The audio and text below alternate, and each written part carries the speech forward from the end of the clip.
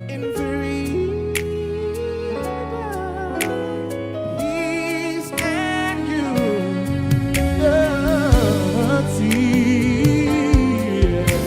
Oh God of creation, direct our noble cause.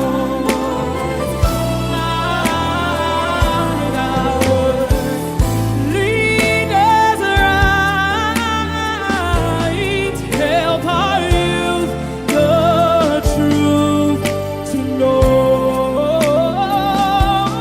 In love and honesty to grow and live in just and true.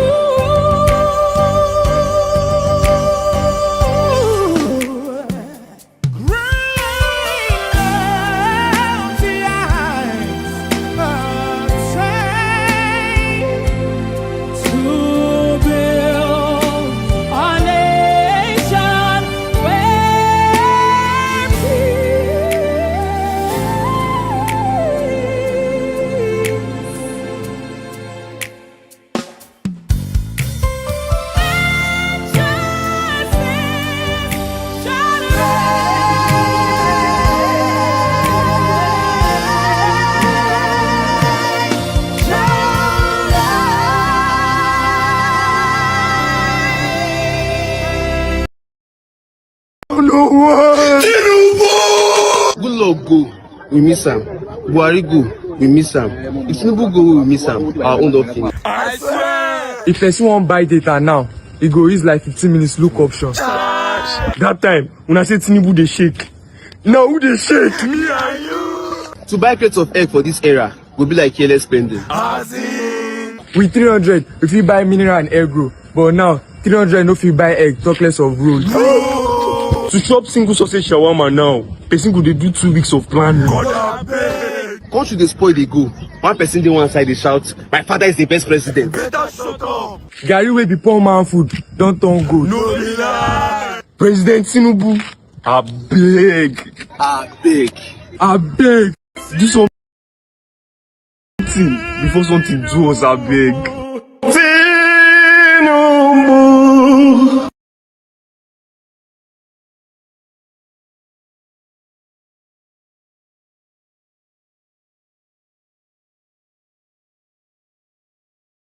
It's not promised, my friend.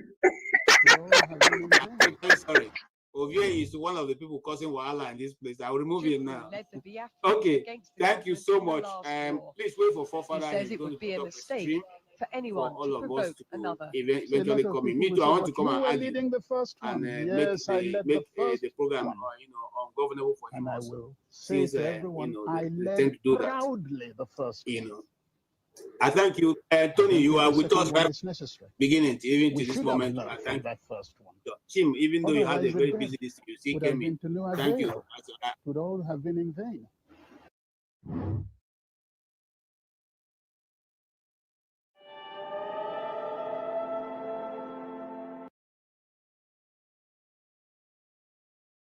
You had already used all your time. No, I've been interrupted. If you pay attention, please. Just one statement. You asked me about my own perspective and own opinion. You are not Nobody interrupted him, KJ. So, He has finished his time. He I'm has not used up saying his time, KJ. Righteous man, calm down. if you don't have the mental capacity to understand what the host is saying, he just finished saying this thing about keeping quiet and letting somebody finish before you jump in. Why would you do that?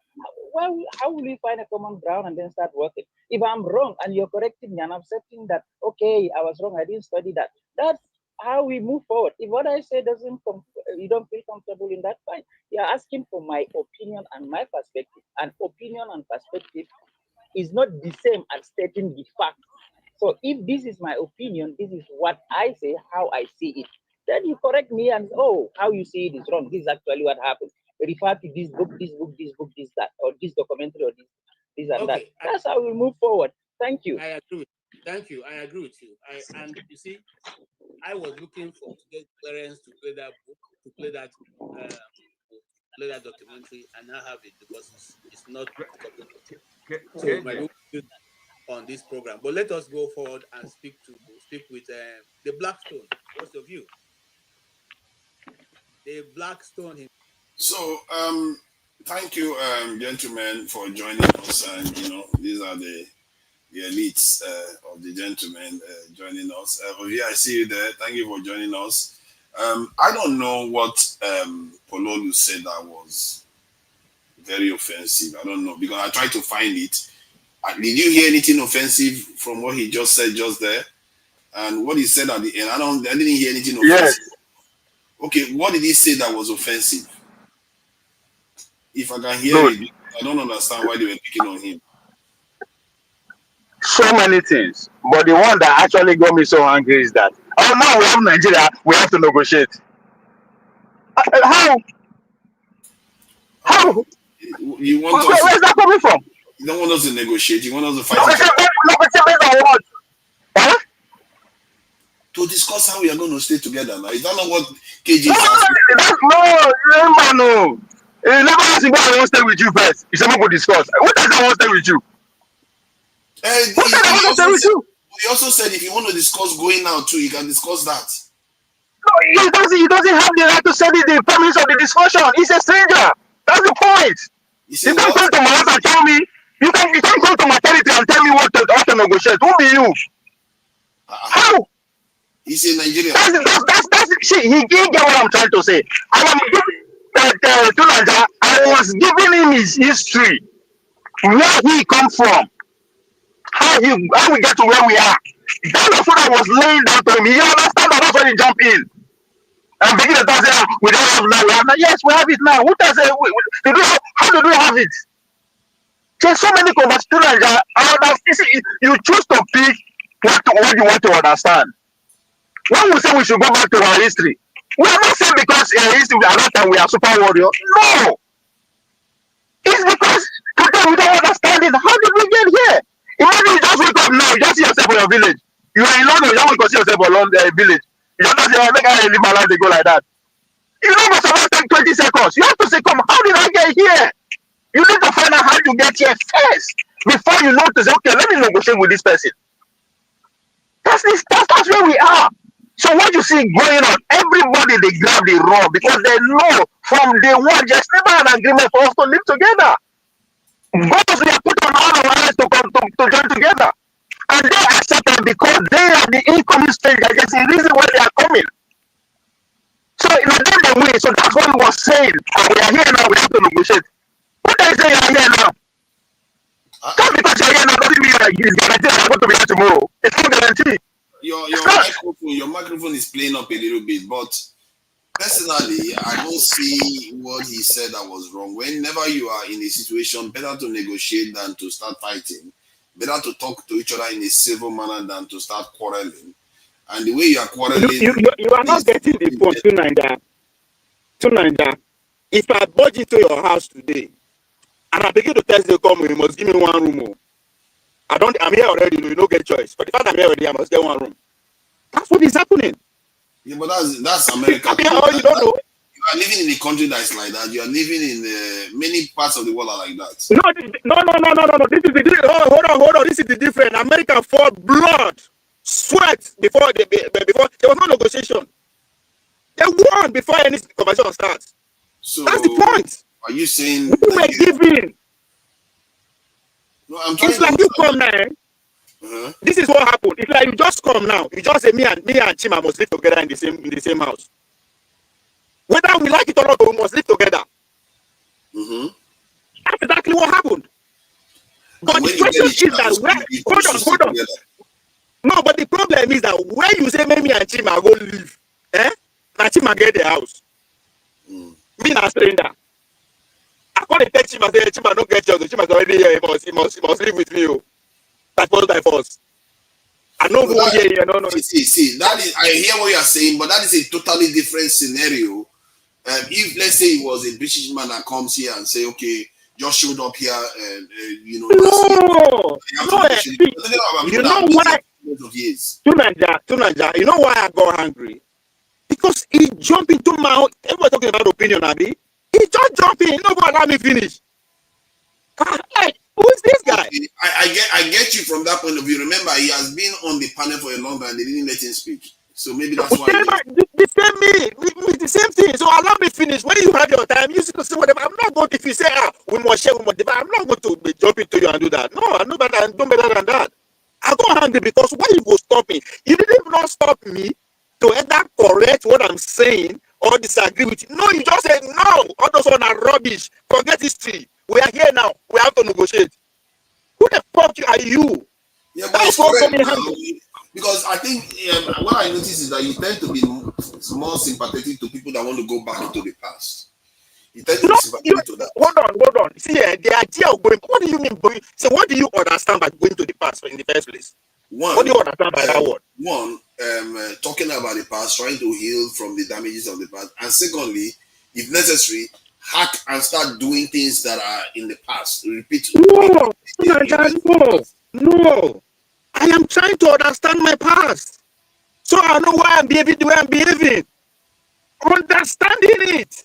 I cannot understand it if I don't go back. To put this into perspective. But that is not what is going on here. They are trying to break the country. But that's not. That's no point. Hold on. That is what we are saying. But they are saying no. You know they listen to Papa past. What was his cry? This is not the Nigeria that they will agree with. We need to see that they say no, because they have the upper hand already. See, this is to Nigeria. You will not understand this. Just the way don't say the war, everyone now, everyone is strong, everyone is change. They will produce somebody that will overrun all the institutions. So all this way they have an agenda coming our way. I'm not because we too supposed to get an agenda. I'm not saying we should not, but we need to recognize that fact. Even President Buhari said it as a sitting president. It is the ethnic group. Everybody trying to be superior. He said it. A sitting president. I think let's not mix things up. Agendas, every group has their own agenda. Yes. The point I'm making is that what he said there, in terms of coming together to have a conversation, there shouldn't be any issue with it.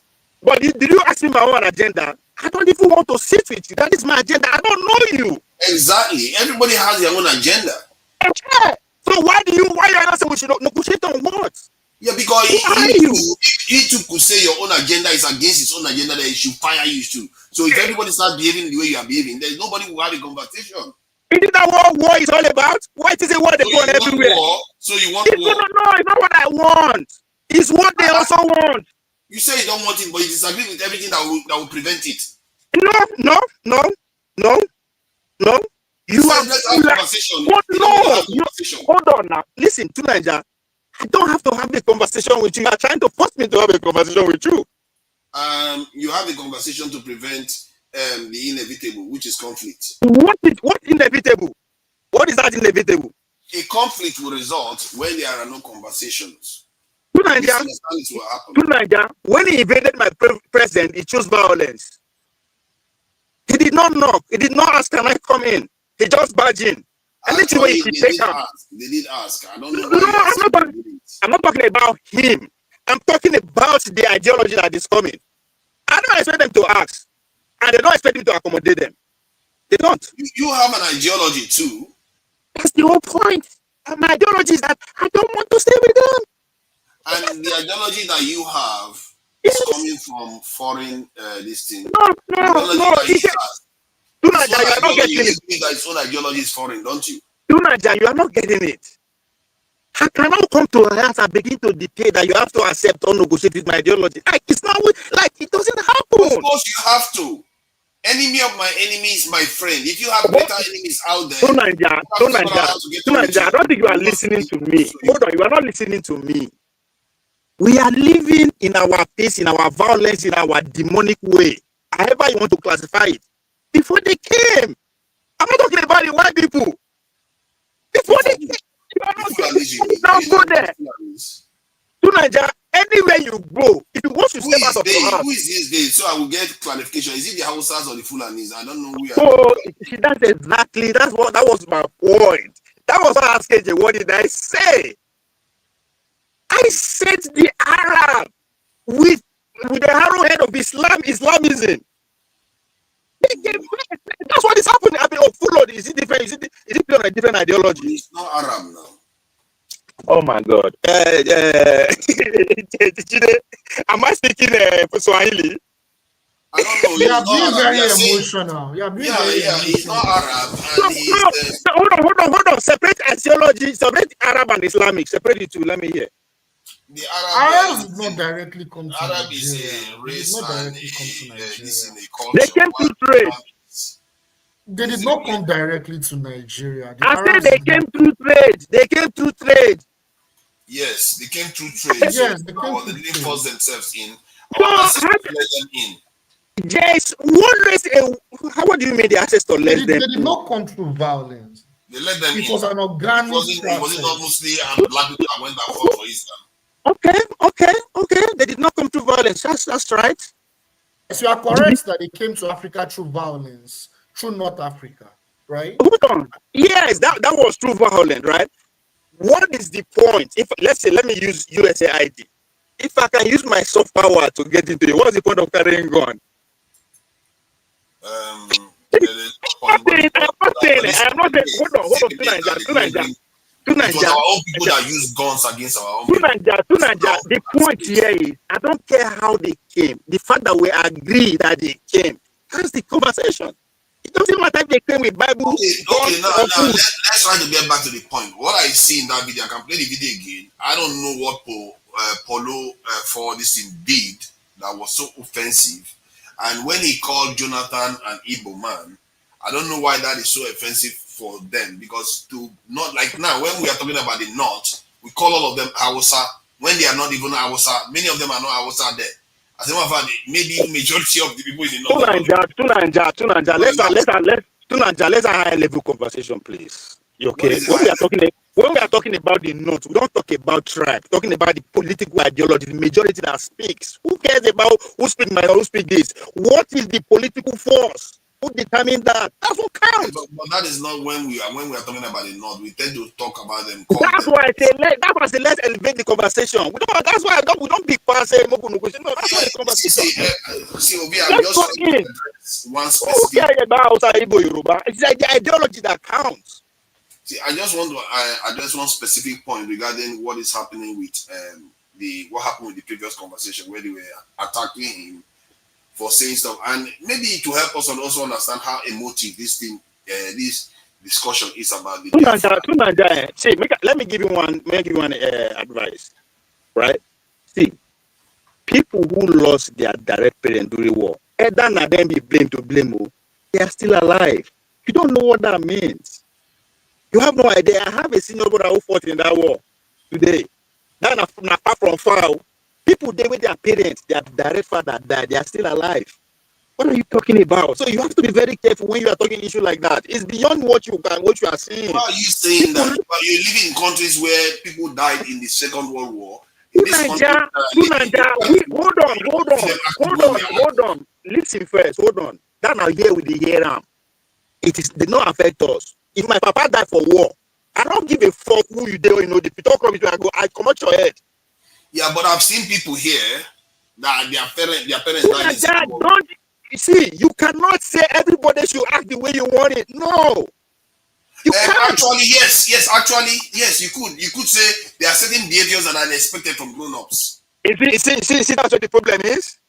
That's what the problem is. You can't expect grown-ups to act in a certain way in this world, and some other ones act as if they can't meet the standard of Which word? Hold on, Tunaja. You are see again. That's where history is important. The word that we did not agree to create together. What are you talking about? I'm talking about the world where. Okay, let me finish. Don't interrupt. Where people, about almost 50 million people, were lost in Europe, and the parents of those people lived, and they went on to create the European Union and NATO. They didn't continuously have conversations after conversation after conversation about it. So no, that's you are wrong. my point. And those people are wrong. Tunaja, you are wrong. Yes. How? You are wrong. You understand? I'm wrong. Yeah? If all wounds are healed, the world will not be the way it is today. There will not be people dying in Ukraine and Russia. There will not be people dying. What do you think that is? You think that's separate? That's why I say if you don't understand World War I, You have no clue what is going on. It's actually separate. It's about power. That is what is creating a new one. They want to win power. So I think today what did they fought for in the first? Ukraine war. Today will be What did the Europeans fight for? Ukraine war. I really need to talk about the Ukraine war. What did the fight for? What was causing their fight in the first place? Not the power. Wow. It was because of power now. It's always about power. It's always about power. Even up to today, it's about power. Yeah, but the one you are talking about in the context of Nigeria, you were saying that it has something to do with the hatred. It is still about power too, Nigeria. That's what you don't get. It's about power. And the pain from the civil war. That's why people are Nigeria. Okay, let me give you this. If to say the Biafra win the war, would the competition be like this? No, it's still about power. It will be the nuts that will be solved. It is about power. You understand? So I do understand all this about power, but I'm talking about the way we discuss these things and the way we lock ourselves into this discussion without trying to get past. No, because they want the discussion to start from a starting stage.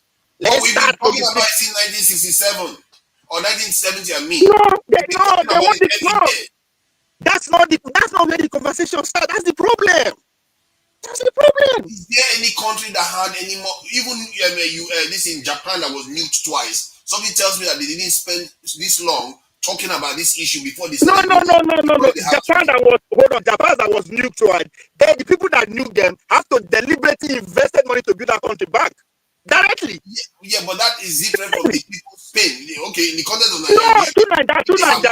Hold on. If to say, imagine, say that it's how they complain about railway and all that. Imagine if they get that. I don't think they will be complaining the way they are complaining. See, it's not even about the complaint. You said it is about power. When somebody is not in power, he has the right to complain. It's about power, so you can be correct in so many ways. So what they are saying now, the hunger is that some section of the country is holding power. There's nothing wrong with that. Even if today, No. You see, I don't buy that idea that some section of the country is holding power. It's not true. If you look at what Tinubu has been able to do, it clearly is not true. If you look at what Jonathan almost ran the country for 10 years. The dispensation that allows for 8 years. He almost ran the country for 10 years. Hold on. You understand how nations work at all? I don't know. Power don't be. Hold on now. Power don't be who all the leaders are coming from the south. So Nigeria, power no be who they see for TV. No be who they office be power, my guy. Those are actors. Okay. That's not power. We're talking about. You know who allow me finish, right? I know what you are trying to say. You are saying no. Hold on. What I'm trying to say is that even if the Igbos hold power today, you will have a section of the country that will raise that the same. So is that one a normal? You understand? That one a normal. But you have to go down to say, why is the power so unevil? It's not. You understand? I am not saying, the Southeast. I am not saying the Southeast are so innocent. I am not saying. So my problem is not even before we can even say we want to live together. We have to know how we get here. It's not saying why we don't know how we got here. How can we be acting as if we don't know how we got here? Tell me how we got here. I don't know. We screwed up. We bought foreign ogogoro too much, sold our people too much, and you see.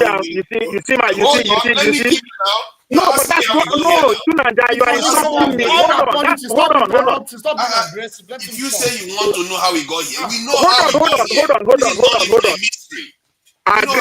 on.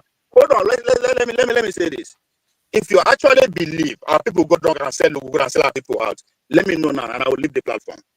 If you do believe that, if you actually believe our people got drunk and that will be selling us as slave, if that is what you believe, let me know right now. That's not the point. That's not the point you make. That we screwed up. Telling people.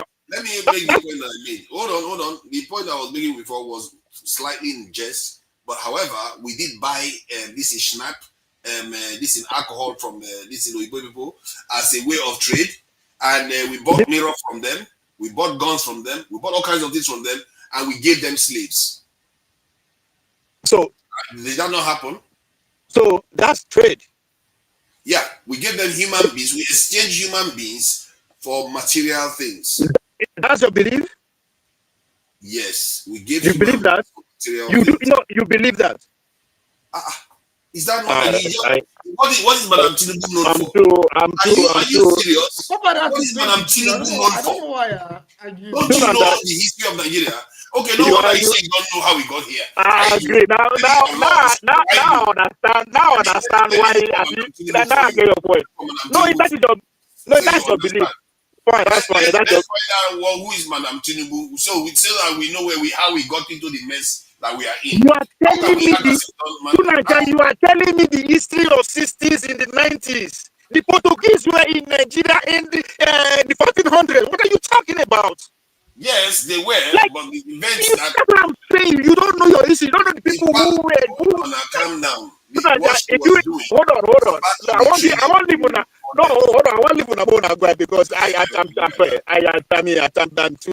make a listen that they say people like I'm better than that. Hold on, continue. Okay. So yeah, that's fine. So thank you for being Jide. You see the kind of conversation we have. All I wanted to find out was why were they attacking Polo so harshly, that because it seems as if it's just born out of prejudice or just downright this hatred. They were just attacking. They were not hearing what he was saying. And if I said the same thing that he said, they were not going to be that offended. You see, people like to think that they hate me so much, but they don't hate me as much as they hate Polo. They don't hate me as much as if I said the same thing, they will look at me and turn the other way and forget about it, and they will not be that upset. But you are so cross with Polo about it, so I don't understand why we do those sort of things when we are supposed to, cut each other a bit of slack in all these things. So, what do you make of the conversation anyway with this regarding the remembrance and because Biafra? I think what they are remembering is the declaration of Biafra. I think in 2 days' time. And the belief that breaking the country up somehow will solve a problem when, if I already knew that, because I always knew that breaking a country up doesn't necessarily solve the problem. And I actually got confirmation from having conversation with one of my favorite people on the face of the earth, the South Sudanese. I had a conversation with them 2 weeks ago, and the conversation was in a meeting where they were actually discussing breaking the country up. This is a country that broke away from Sudan, and they want to break that one up too. And you can't make it up. They want to break it up in 3 places, and you need to see how angry they felt about it, because they felt one tribe was dominating the entire country, and that tribe is the Dinka tribe, and they make up 36% of the population. The Nuo tribe make up 15% of the population. They are the 15% of the population, and they are the second dominant group. And these two, they make up about 50% or so. They dominate the entire government. They make up about 80-90% of the government. The others are just like nothing, and they don't hold significant positions at all. That is the country they have.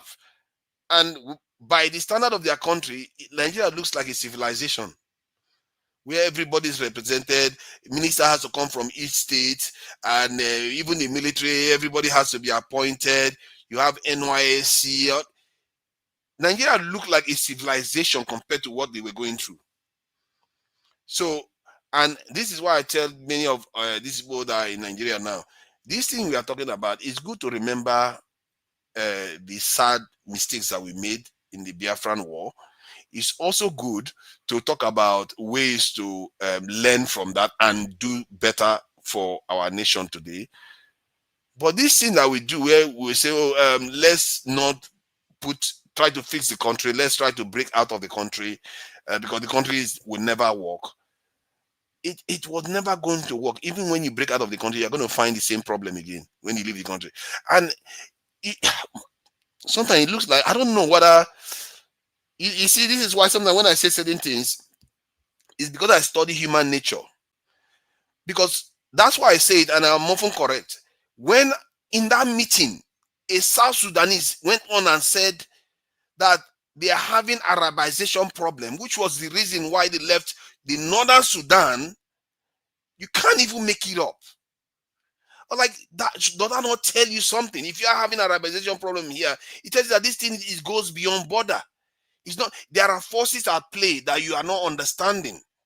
You're not dealing with. And the same thing we are facing here.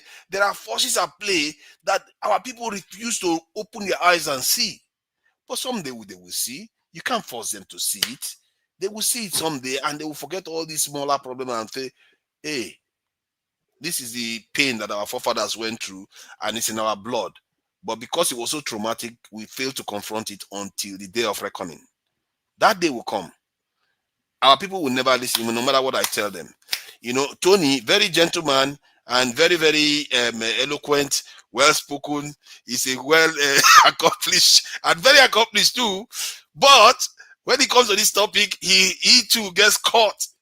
Because it's so strong. The feeling is so strong in this area that it's just remarkable how when I see it. No, I'll tell you. See, I've been listening all day. Look, I'm a Chelsea fan. I was just enjoying the day, over Arsenal. Sorry, Arsenal fans. It's a very bad day. You feel bad, but look, forefather.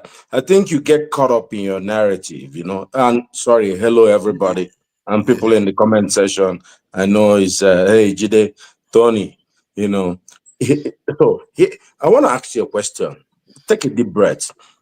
What are the mistakes that we made before? Because you keep talking about let's not make the mistakes of the past.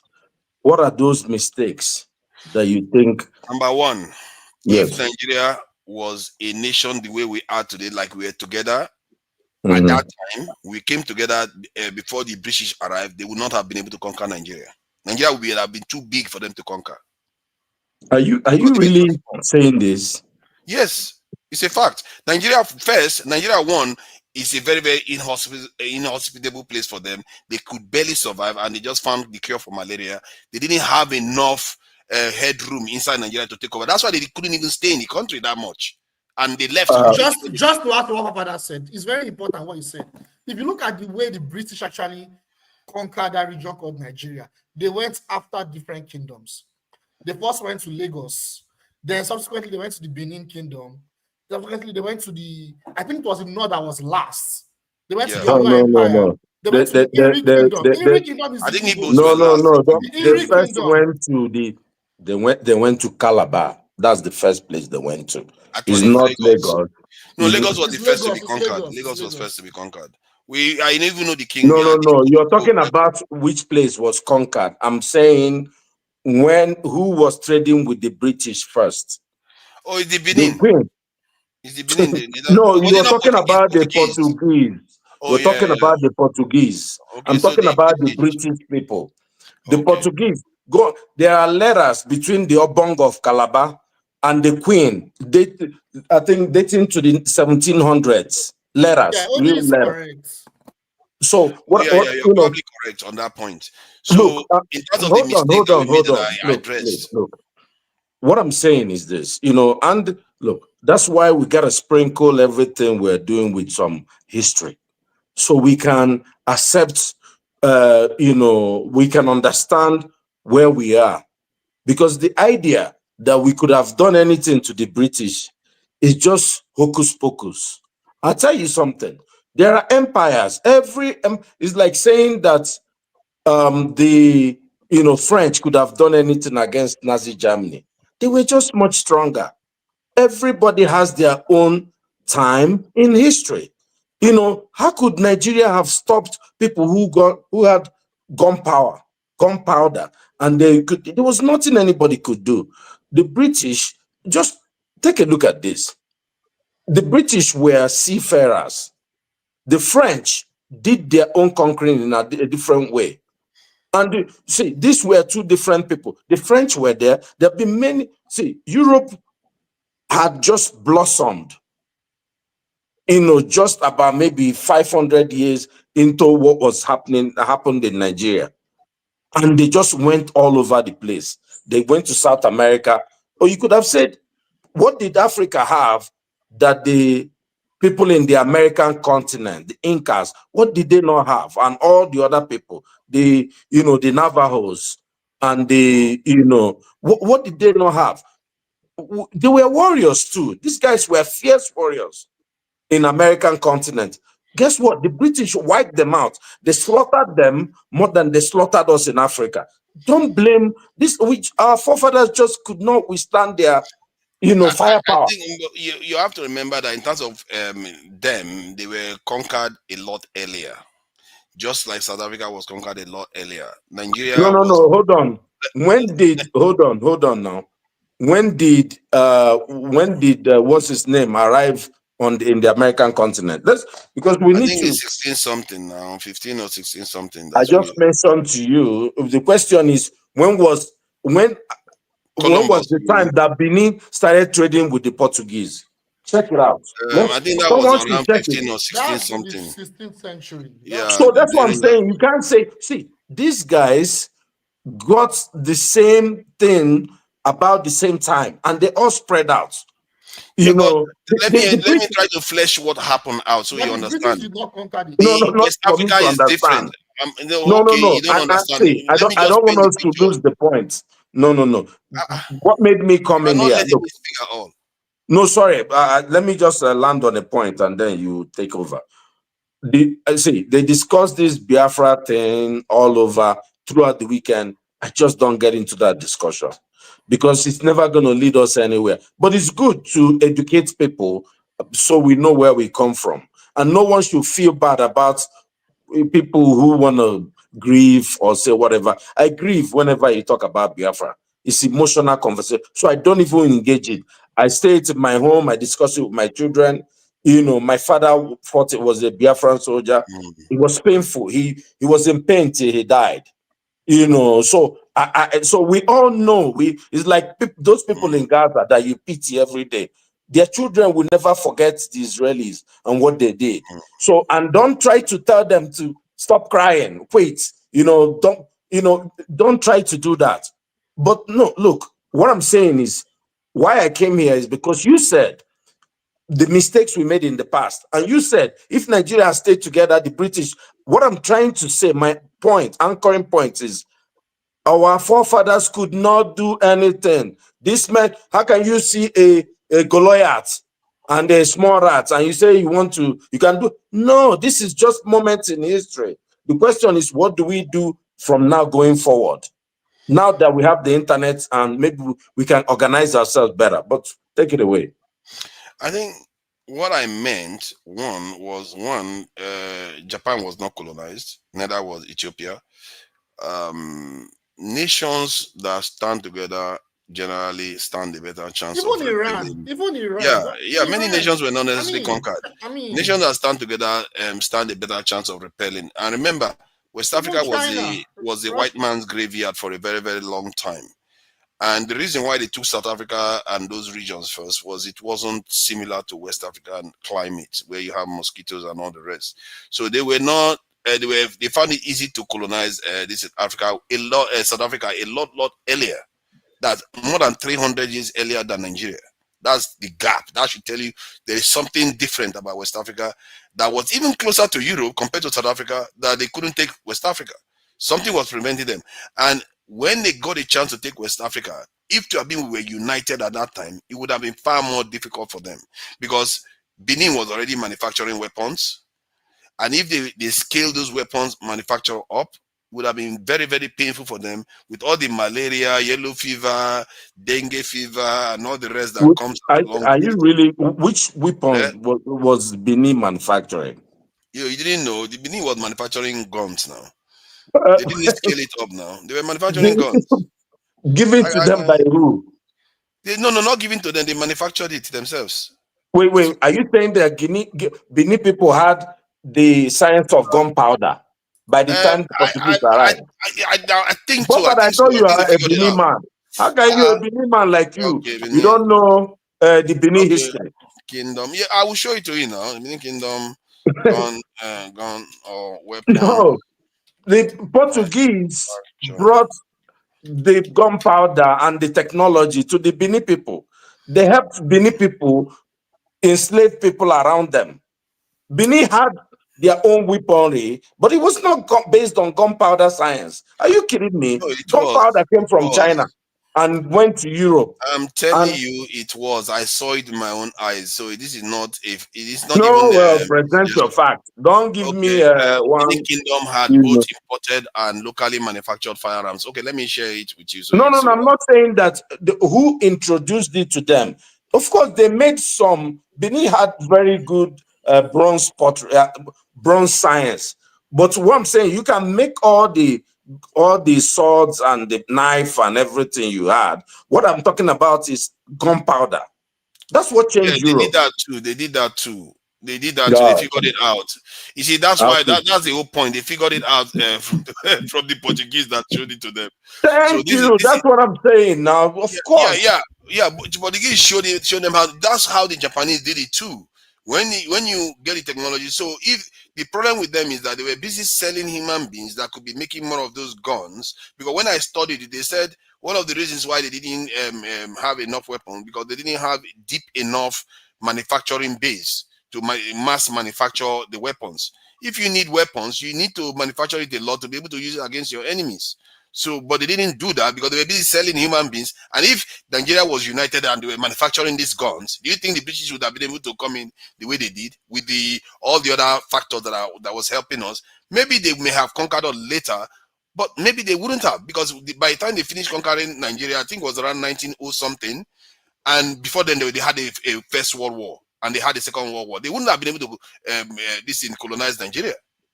My dear brother, and Jide mentioned, I love Jide. Jide is very knowledgeable. There's no doubt. I listen to you. I've learned things from you.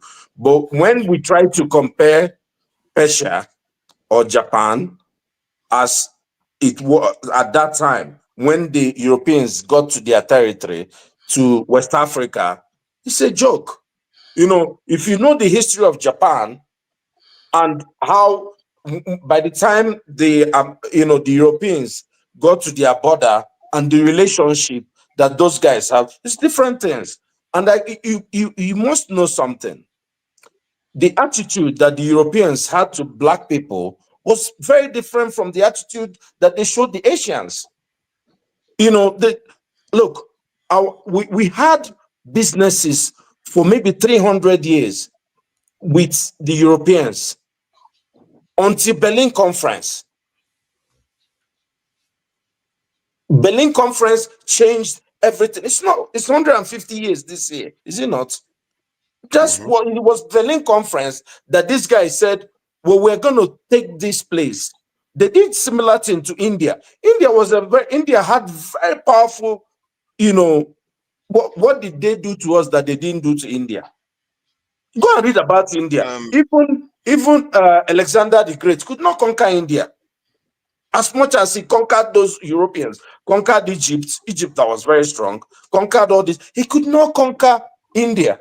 Yeah, they conquered India a lot earlier, too, if I'm not mistaken. And part of it is the climate too. So this is the point I'm making. No, but even as India has mosquitoes, had malaria, had all the bad things. Not like but our own. No, not like India our own. was, remember, the jewel of the British Empire was India. It's not us. India was where they got all the spices. It was very hard for them. And, we know that it was the Americans that gave the Indians their way out, right? It was the Atlantic Treaty that, India used to escape. And India fought, after the Second World War, the British could not hold India anymore because India it's like holding Africa or the whole of West Africa. They couldn't do that. And then even with the internal split, that's Islam and the native the religions they had, Hindi and all that, already put India into. The British essentially ran away from India because so much men. So that was what they did in India. So Odi, just to correct you there. So what they did before they left was they saw something that was developing in that region, that sub-Indian continent, that India, because Pakistan was actually part of India, like you mentioned. So they actually worked, I think CIA was also involved, and MI6. They orchestrated a secession movement of Pakistan to ensure that they are not united. That's why up to now, they have a land dispute in Kashmir. They divided that country. You know why? Because during the Cold War, India had a strong alliance with the Soviet Union. And Pakistan, which is modern-day Pakistan today, the Islamized Indians, they hated communism. They were connected with the Muslim Brotherhood. So they had this nationalist idea to secede. So they collaborated with the intelligence of the British and the US to form their own country, which is Pakistan and other territories. So it was actually a product of colonialism, actually. So it's not like the Indians fought each other and divided. No. Thank you. Thank you for that. No, I agree with you. I never disagree The with area the I point will you're agree making. with Odi is when you said don't tell people how to feel pain. I think that's a fair point. You can't tell people how to feel pain. And as a matter of fact, that's why I said I felt a little bit uneasy about saying they should try to move on, because sometimes I feel like there is not a lot of conversation from the south and the southeast on how to move things forward. You tend to see that in many western arenas where they're having discussions, or even if sometimes quite like they say pedestrian the way they discuss these things, or even northern states. But I feel like whenever we're having conversations, especially in the southeastern conversation, they tend to devolve into this Biafra thing constantly. You know, until one person said, think about what you were before now. Whether you were, no, you were not Biafra before now. You were Igbo men. There was nothing like Biafra before. You were Igbo men, and the bishop came. They found us separated like that, and they took advantage of it. And the rest is history. No, what Let me just finish with it from 15 Oh, seconds. God. Everything you said that was supposed to be good in the past was our weakness. Was what got us into the mess that we are in. And if we go back to that, it's going to be doubly this thing tragic, because then we didn't learn anything from history at all. No, so you're, and this is why I asked you the question. What are the points that you think that we failed in? Now you brought up the idea of bringing unity. There was no way you could unite. Where I come from, we used to live in hamlets. There was no greater. That's why you didn't have any greater Igbos, conquering, community like Oyo Empire. There was no empire in Igbo land. There was nothing like that. How could you couldn't even get two villages together to unite to go and fight one village. Then, and for you to now get them together to join with Yoruba people or Igala people or something like that. So there was no way, we're not those people. We lived proudly in our whatever we lived in. So we just came and we saw all these Oyibo people that now had so much power that we said, what is this thing? If you read Things Fall Apart, if you have read, What is this thing there? My brother, you read Things Fall So Apart. you mean the power made the difference? Look, if you go to Igbo land, the people who have the most land are the Roman Catholic Church. They still have the land till today. Whenever we are laughing at the South Africa, they say, but the land is now owned by us, right? But it's still the church. Do you know how they got the land? When those Igbo people came, we'll say, we had what we call the Ajofia, evil forest. That's what we gave the Igbo people. Say, go there. Well, and everybody will relax and wait for them to appear in the morning. They will be dead now. Before you know, the Igbo people would have built big building. If you read Things Fall Apart, you say, these people's medicine, this white man's medicine is stronger than our own. They don't look like mumus. That is not funny at all. That is really bad. But it's history. That's why the man is a good writer. He wrote for us to understand. Even if you read what's the Man of the People, all these things we are saying about Tinubu, about Wike, this is Man of the People, right? Same thing. We are seeing ourselves in the past, the present, and the future. That's what the man told us. But the problem is that we don't want to learn. That's why the man rejected Obasanjo and his, title that he said you should. They're a gang of, he called them a gang of criminals or something. Said they should go to hell with their national award. My point is this. What we need to understand is we need to learn from our history and learn from the people who dealt with us, right? It's not like we couldn't. The question is, how can we get ourselves united? It's not like we couldn't do anything by the time they came. It's like blaming the Hausas that live or the tribes in the north about how Fulani people conquered them. What could they have done? They just, Islam was so much of a uniting force. If you understand what happened between the time, when did Muhammad show up in the scene? 600 years after Christ. There was nothing like Islam. There was nothing. It was the Roman Empire. Constantine had arranged everything together. Then, they said within, whether it was 20 years, Islam almost took half of Europe and they went to Asia. They were united in one cause. The idea, the ideology was so strong that it wiped out culture. Somebody was talking about what's the difference between Arab and Islam. It's difficult for you to really separate Arabism from Islamism. It's difficult because the only people who did not give up 100% was the Persians. And if you look at the Persian folks, you can see where they drew the line. Even they accepted they were conquered by Islam, by the people who brought Islam to them. But they did maintain some part of their Persians, a huge empire. Strong. How can you compare it with us who were just managing to tap our palm wine and have fun and do our thing? Look like Bushmen. It's all right. It's all right. Tony, I take offense with the way the OD is trying to describe us like bush people, and he says, "Oh, we cannot work with each other until Oyibo man come and slap us." How is but it we that are not bush people anymore now. we are willing to listen to Oyibo man, but we can't listen to each other? Hey, and somebody is attacking Polo for saying we should talk to each other. But look at this. But look at this now. We are not bushmen anymore. We know what everybody knows. What everybody knows now. We have a chance in history to blossom, to take one step. We should not let our primordial feelings continue to kill us. Religion. Look, the Northerners have Islam, right? The people in the West have still strong affinity for whatever they have. The people in the East, South.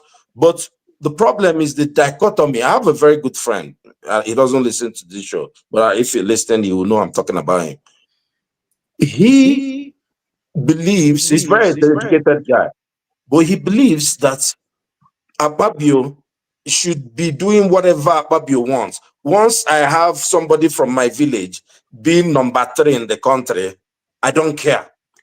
That's all he cares is let somebody from his state be number 3. That's all he cares. And this is the mindset we'll have to take away. Or all of us will die abroad. All of us will die abroad. Okay, thank you. Polo, you may want to put your cam on, but let me go to I know Jide, you came first. Let's just go to this thing because I know if you feel like you need to interject to correct anything. Because Jide is here as a how do I put it, fact checker and making sure people say the right thing. Because I like Jide because he barely he studies his stuff. That he comes to share, he barely puts a foot wrong. That is important. And I've never noticed him, although when he feels like he needs to talk, that's when his feelings come up, but not necessarily on the topic itself. But when he feels like he needs to share the information, you see DJs just agitating. Let me talk. So that is where DJ gets excited, not when it's about this, Duduwa Nation or anything like that. You're welcome, DJ. Tony, thank you for your patience. Because yeah, because I think it's been a while. You've been very patient listening to us there. So, what do you make of this approach?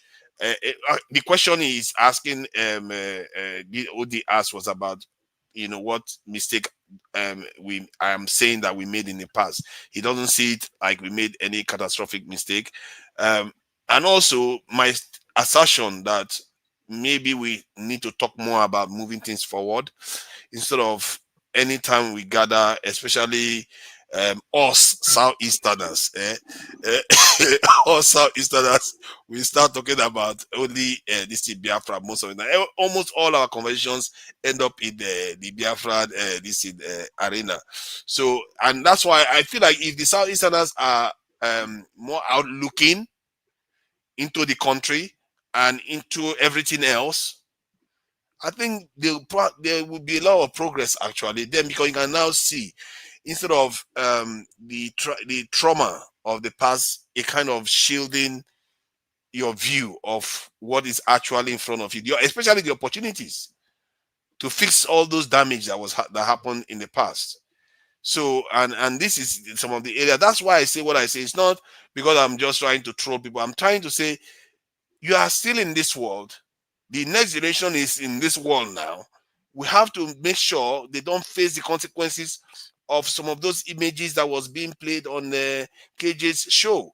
We want to avoid those things because there's no use complaining and complaining when you just keep repeating the same mistake. You're just causing the next generation again, so that they too will come and start having the same conversation we've had. I just want it to end so that we actually get to a period where our people can talk about something else. The glories. There's nothing wrong with glory. We deserve glory, don't we, Tony? Yeah. Welcome. Good evening, forefathers. Good evening, Jide. Good evening. Did I see Polo there? Good evening. Good evening, Odi. Yeah. When I was in the university in Nigeria, I had a roommate who was reading medicine, and he was born in Ibadan, schooled in Ibadan, attended university in Ibadan. So when we were talking, he has never been anywhere else outside Oyo State. He's not even been to Lagos. So his outlook, his world view, is just basically Ibadan, and maybe occasionally what he hears from. So sometimes when we're discussing Nigeria, his knowledge of Nigeria is just very abysmal. And so when you come with that kind of, when you have that kind of background, you are limited in your understanding of what Nigeria is. For instance, he will think that, many people are Igbos, people from Cross River, rivers and Igbos. So the problem that we have, I said that to mean that I had to convince him how to take him to Lagos, because I was living in Lagos. I had to take him to Lagos. I said, come, take him to Lagos. We stayed together, took him around and so on. I said, it's necessary for you, for your worldview, because there are certain stereotypes that are associated with people, with Igbos, with so people, and you kind of internalize that, and you grow up with that, and it doesn't help you. It doesn't help the nation. So I think the problem that we have is that there are certain things that have been passed over to us, particularly the young ones, and they have grown with that type of feeling, with that notion, such that, when you see people discussing, like in a platform that we have, it's difficult actually for you to break through when you're trying to explain certain things about the nation. And that's the problem that we have. And, this is just for the young ones. There are older people, older generations who also, have passed on that kind of information to their children. And so when we're talking about Nigeria, they don't have a larger picture of what Nigeria is. So it's important that we discuss these things. Now, with respect to our discussion today, what we're talking about, I don't blame anybody. I don't blame our brothers from the Southeast if they speak about their region and the challenges that they have. We need to give them a hearing, so that we can understand them, but they also need to understand us, So to move forward in Nigeria, we need to break down these barriers. This feeling of people being marginalized, this feeling of people of calling people names or thinking that some of this information that are not true because we have not gone round, and that's what the National Youth Service was supposed to do. You go outside your geographical area, so you can meet with other Nigerians and interact and have a larger picture of what Nigeria is, and build friendships and all that. That's not happening. Because what has happened, instead of us to progress, Nigeria has been retrogressive because we are thinking more, of ethnic politics of our place. Like you just said, that somebody says, well, I don't care if my person is the governor or the vice president or senate president. I'm okay, even though he has no relationship with the person. But that's a thinking that shouldn't be. I mean, the thinking should be, whoever is there, let him be one, that will understand that we are a people and, we need justice, we need fair play, and so on and so forth, irrespective of where the person comes from. That is one major concept that is lacking in Nigeria. And I think that's the issue, So if we begin to break down those barriers, those things that are holding us down, that's the only way we can see clearly, and begin to think, have a larger picture of Nigeria and pass this view to our children. I think that's the problem. Now there are people, for instance, I mean, Polo came in here, and the kind of view that he was expressing, is a view that if you totally dissect it, it's either he doesn't know or he knows, and just holding on to that because for whatever reason. That is why he was challenged. Because there's a narrative that is going out there concerning the Igbos, concerning the Southeast, and they're fighting. They're saying this is not who we are. This is not what it is. We are marginalized. You have to give us a hearing. And we need to give them a hearing. We need to give them a hearing, and they also need to hear us. But if you don't want to hear them, then that's where the problem is.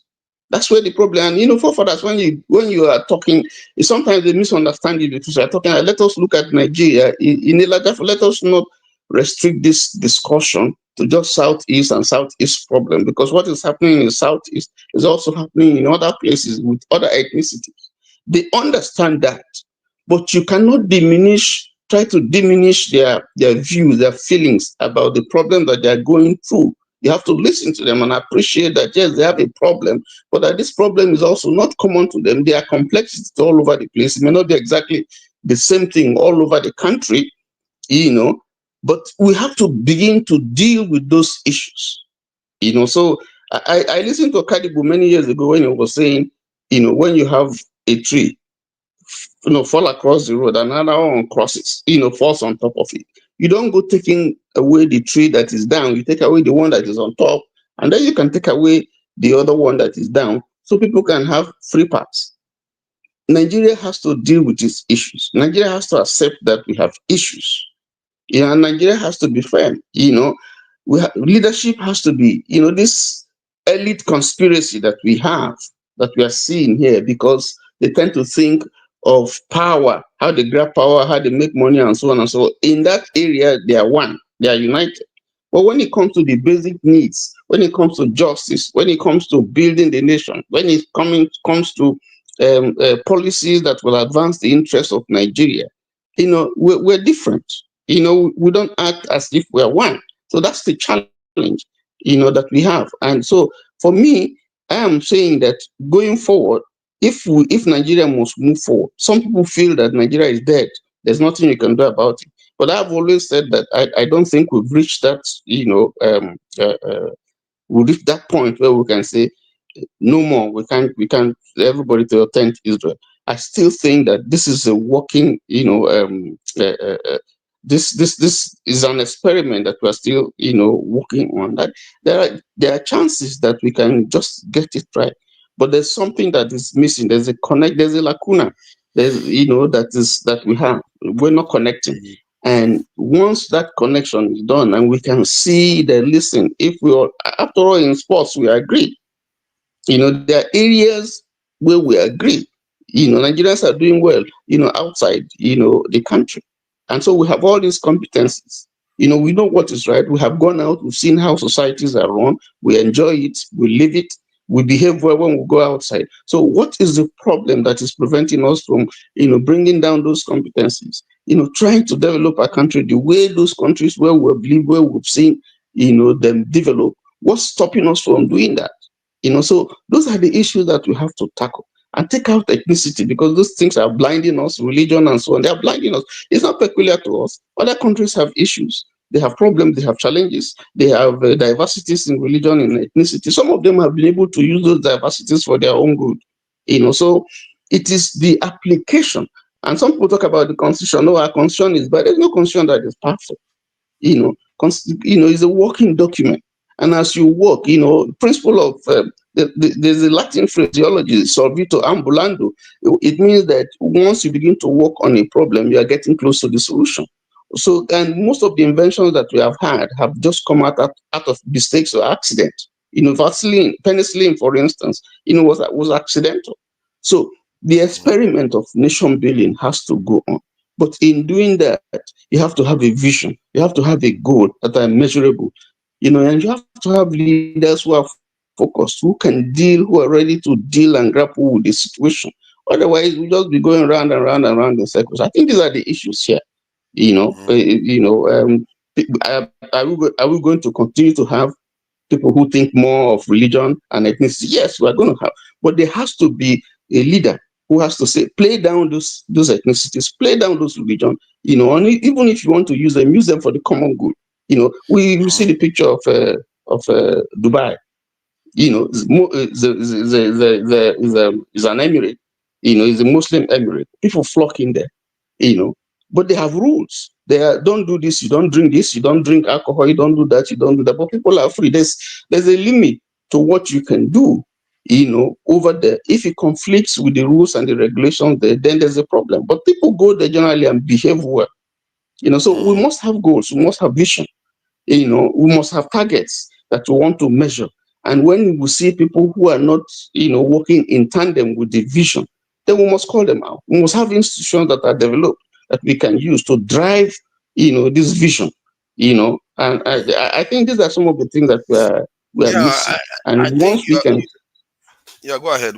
Summarize. I wanted to ask a question about, because while you were describing, that's giving your talk, I was imagining the other layers of problem we tend to have in Nigeria. This thing where somebody will grow up in a state, born there, grow up there, and when they want to vote, they'll say, where is your father from? You have to go to that place, or for one thing or the other, you have to go to your state of origin in Nigeria when you are a Nigerian citizen.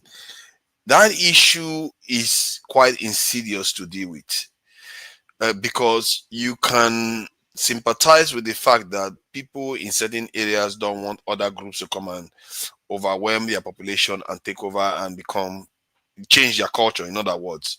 And then because they own a stake in the state, now they have voting rights and everything, they change the nature of the state. Or why, at the same time, you have a problem whereby if you want the nation to integrate, sooner or later, you have to allow people to become technically citizens of that state. The question arises, how do you do that without changing the complexion of that state? And I think maybe this is the question that even people in the UK are wrestling with. And this is one of the reasons why they do the Life in the UK test. And they insist that you have to, for want of a better word, become a more English kind of person before they allow you to become a citizen now.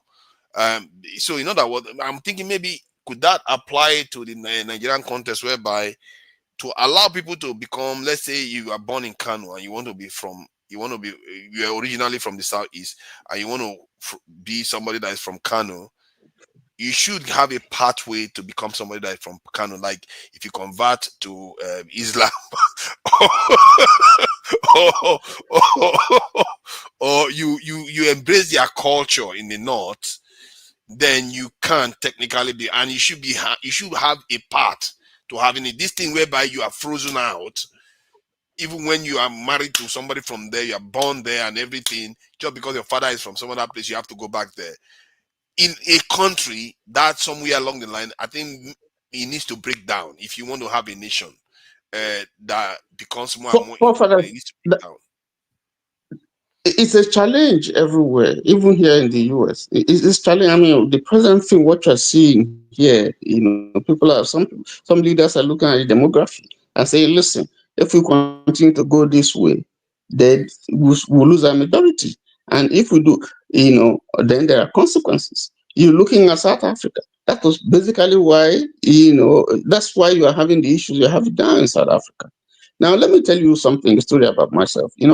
I I was a contractor, to Lagos State government, and at the time that I got in, I want to be frank about this.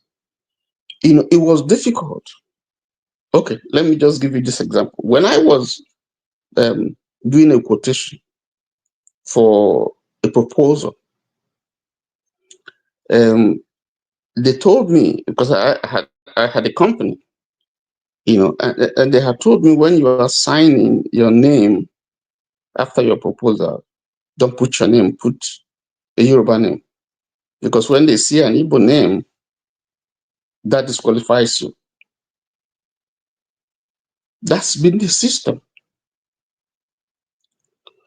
But let me tell you something, because leadership is critical. Then you had someone in Lagos State then who was the chief of staff to the governor. Young man, bright, completely detribalized. Yoruba man, completely detribalized. And that sounded to him like, what are you talking about? So I signed my name. Hello? I signed my name and I got the proposal. I mean, I got the job. And then, anyway, I'm not going to say this, but I had a problem because at some point, at some level, because of the size of the job, they wanted to know who I am, who is, they wanted, I didn't know. I was just getting to the system. They wanted to know who owns the company, who are the directors of the company. I didn't know then that they were trying to find out, to get some understanding about the company and so on and so forth. This is at the top level. You won't believe that. After the thing had been approved by the governor himself, but you have to go through the tenders board, which is like a formality, because the person who is going to use the service or the product had said, yes, I agree. And so I got, someone tried to frustrate me. Someone highly placed tried to frustrate me. But he didn't know how I came into the system, because it was maybe at that time, it was a little bit unusual for that kind of name to come in without knowing who is backing him. But because of this guy who won't go for that kind of nonsense, he ensured that I didn't have problems. That guy eventually became governor in Lagos State. Wow. Okay. And he became one of the best that Lagos ever had. Completely a detribalized gentle person. Now, I'm saying this to say that leadership is critical. Because when you have a leadership that looks beyond ethnicity and religious provincialism and is looking at, can you do the job no matter where you come from, then the country can move forward. The challenge that we have today is that, where is he from? Who is he? Who is his father? What is his religion? And those things may be okay, but I think the critical thing to look at is, can he do the job? Can this person do the job? Yeah, So sorry, unfortunately, I want to respect, other Yeah, guests here, but Polo is I Polo's. know, but I just wanted to, uh, forefathers, I just want to say something. This is message from the heart from Tony. You know, if you are an unbiased person, the questions you ask after this thing that this gentleman said, never ask them again. I'm shocked listening to what I listened, but we know that this is true.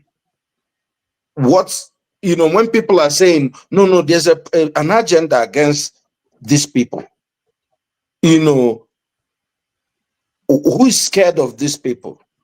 How can Nigeria stands on you can say 4 legs, right? We have minorities when we have the other 3 guys, and then you remove 1 leg, and it's a strong leg that you have removed, and everybody wants to attack this one strong leg. He cannot walk. How can he walk? And many of the other people who are the minorities, especially, they're all classified as that 1 leg. So you're taking 2 legs out. If me and you, all of us here, hopefully things have changed a little bit now. If me and you are in Kanu, all of us here, and there's a riot, they will kill all of us. They will call us Igbos and they kill all of us. It's true. If you don't want to agree, good luck. I'm not disagreeing with that one. Thank you, But Odi. let me ask. I wanted to ask a few follow-up questions. When did this event occur that you described regarding the discrimination that was going on? I'm just saying. You don't have to say specifically. Yes, I'm just saying this because even from what I've said, if you read in between the lines, you almost get. Yeah, I'm thinking it's more than 20 years ago, just around 20 years ago or so. No. Yeah, it doesn't matter, but it's current. It's current. But what I'm saying is that there was a system before. The point I'm trying to make is there was a system that was not inclusive. Okay, so it was just like you would say Tiwa, our own. So anybody who tries to invade, you say, who is this one? Where is it coming from? And then you had someone who came in to say, listen, no, we have to open this space. And because Tiwa has not helped us, there's a bigger picture. We can open the space. There's enough room for everybody. But what we should be looking at is, even if our own person if he can't do it, there's no reason why we should give it to him, because it's going to injure us. So if we can get someone who can do it and is from somewhere else, and we're sure he will do the good job, he's a Nigerian, give him the job. Yeah, I see that changed because we now opened up the space, and then he broke down all those barriers. Where, listen, subsequently, the same people who close the space, every time I come in and have a proposal, they are the ones that will fight for me.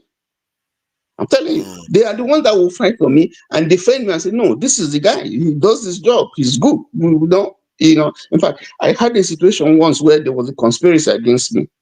Serious conspiracy. There was ethnic this, there was religious that, there was, all kinds of things. Somebody I didn't know. This was someone who told me, who stood to say, no, I know this guy. This thing you have said cannot be true.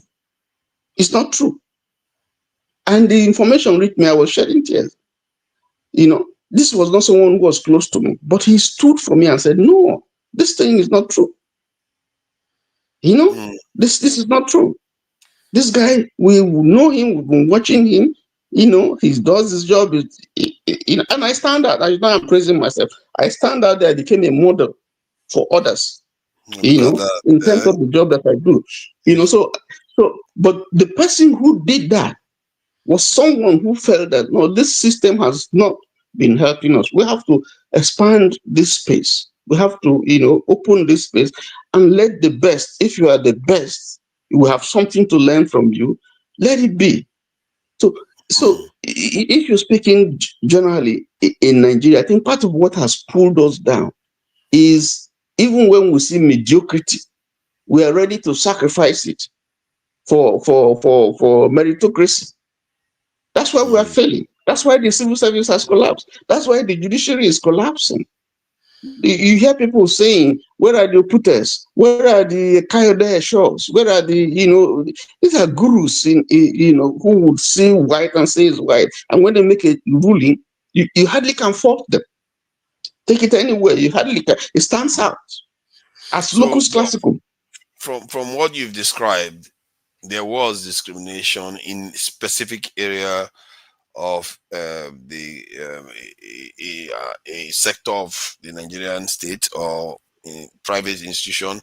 That discrimination that was going on, somebody broke it, and then they became full converts to the Tony kingdom, and they were fighting for you to save you from any persecution and stuff like that. Did I, even if I simplified it, Yeah, did I get it right? Not just me. I just happen to be, the experimental. What I'm saying that I'm saying that, you see, if we in dealing with our country, if we stop this narrow mindedness and our perspective limited by all these cleavages that are narrow, that would only satisfy sectional interest, and look at the bigger picture that will benefit everybody, then we can move forward. And it's reflecting in every area of our life, every sphere of our life.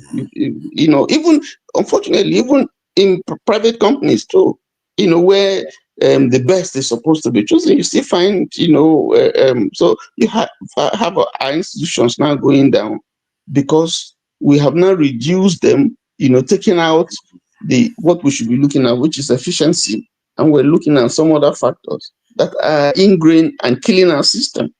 That's whether it's in political leadership, whether it's in all aspects of life. So that is my Thank point. you. If someone comes to, yes, that's the Let me point I'm bring trying to Polo make, and in. that's the way I see it. Polo is in Nigeria. You are in Nigeria too? Yes, I am. No, Am I Tony is in audible? Nigeria. I just want to confirm Tony is in Nigeria. No, I'm not. How can you say that? I'm not in Nigeria. Oh, look at that. You see how he answered? How can I Papa, how say can you say I'm in that? Nigeria? I'm not in Nigeria. What is wrong with being in Nigeria? So, Oh, is the question, are you yeah, in Nigeria or Nigerian or a Nigerian? no, I'm a I asked Nigerian whether living in he Nigeria was. as we speak. Yes, you are in Nigeria, but Tony is And not. I'm I a just wanted to Nigerian. confirm. Yeah. Mm-hmm. Okay. Polo. Please. Go ahead. I was trying to find out what you said that was offensive in the previous live stream, and for the life of me, I couldn't. Yeah, Even if you, I will even if summarize you, it for you in few yeah, sentences. let me finish. Even if you mischaracterized Jonathan as an Igbo man, but I did understand where you were coming from when you talked about the constitutional conference that was hosted during his time in the office.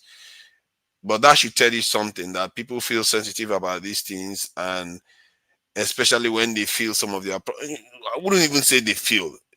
Most of the issues that they are feeling this pain was a conflict that was inflicted from the north. So you can see why they react, and I will ask that you try to understand where they are coming from.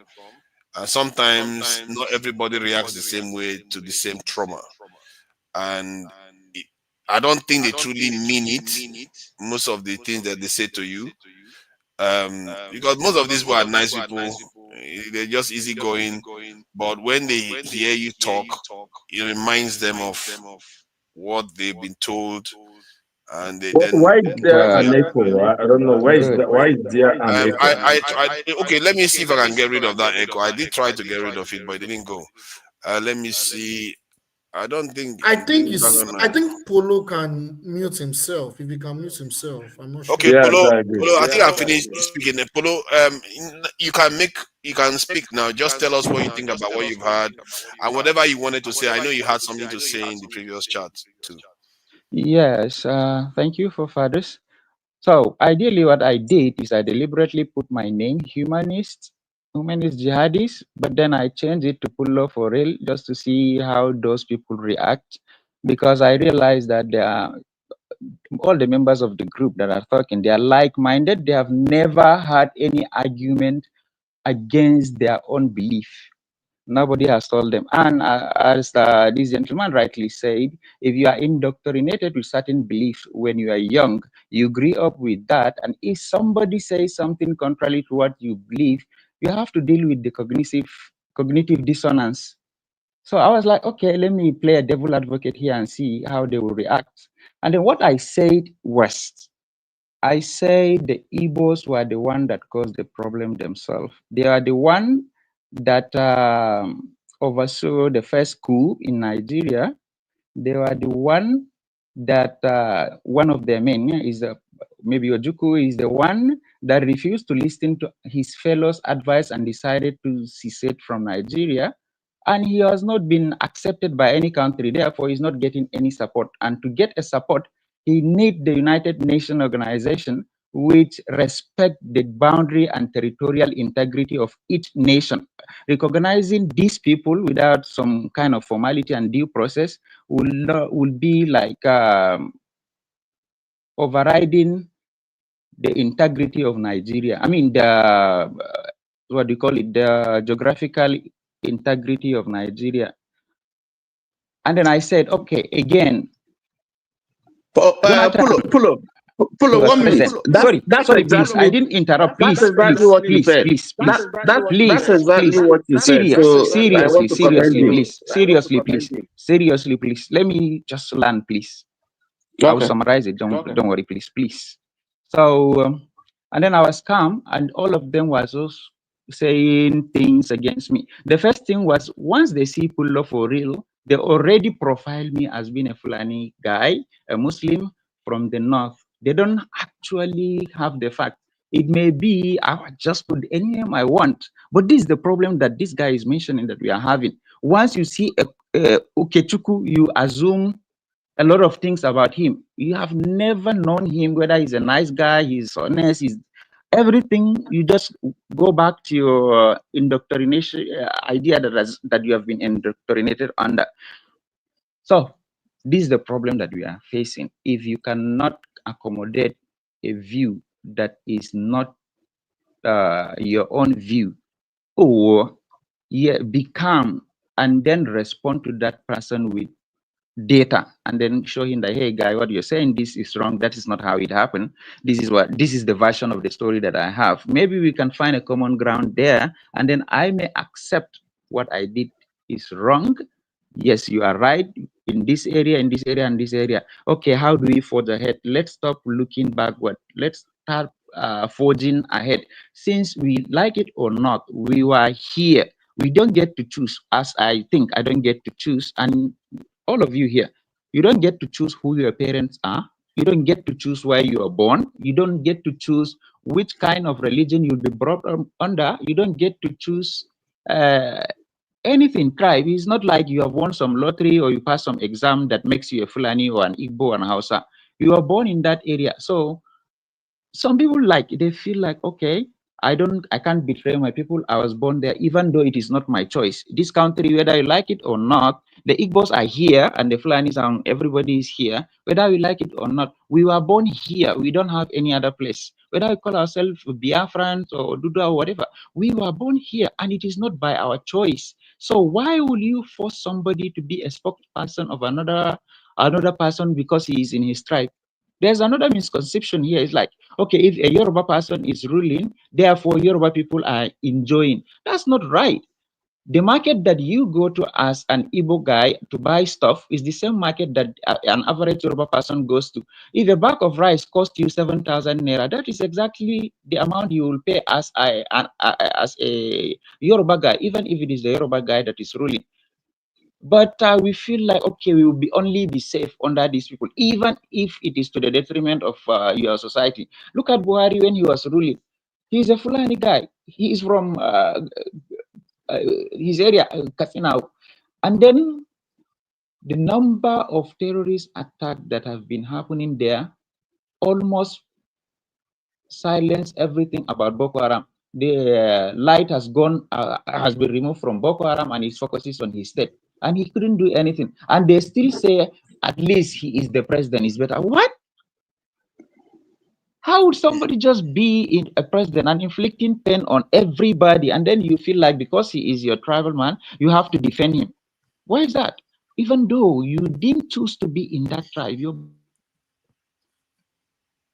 So since we find ourselves here in Nigeria, we have nowhere to go. We want to make it a better place for all of us where it works. Then it has to start with an uncomfortable conversation with the people that you don't like, or the people that whose ideas you don't share, whose value you don't share. You have to find a common ground and forge ahead. We have seen a lot of kingdom destroyed, a lot of kingdom built based on this. After they had their civil wars, they come and negotiate, and it took them long before they could achieve what they have achieved. Nigeria is very young, democratically speaking, compared to other Western countries that we are trying to emulate.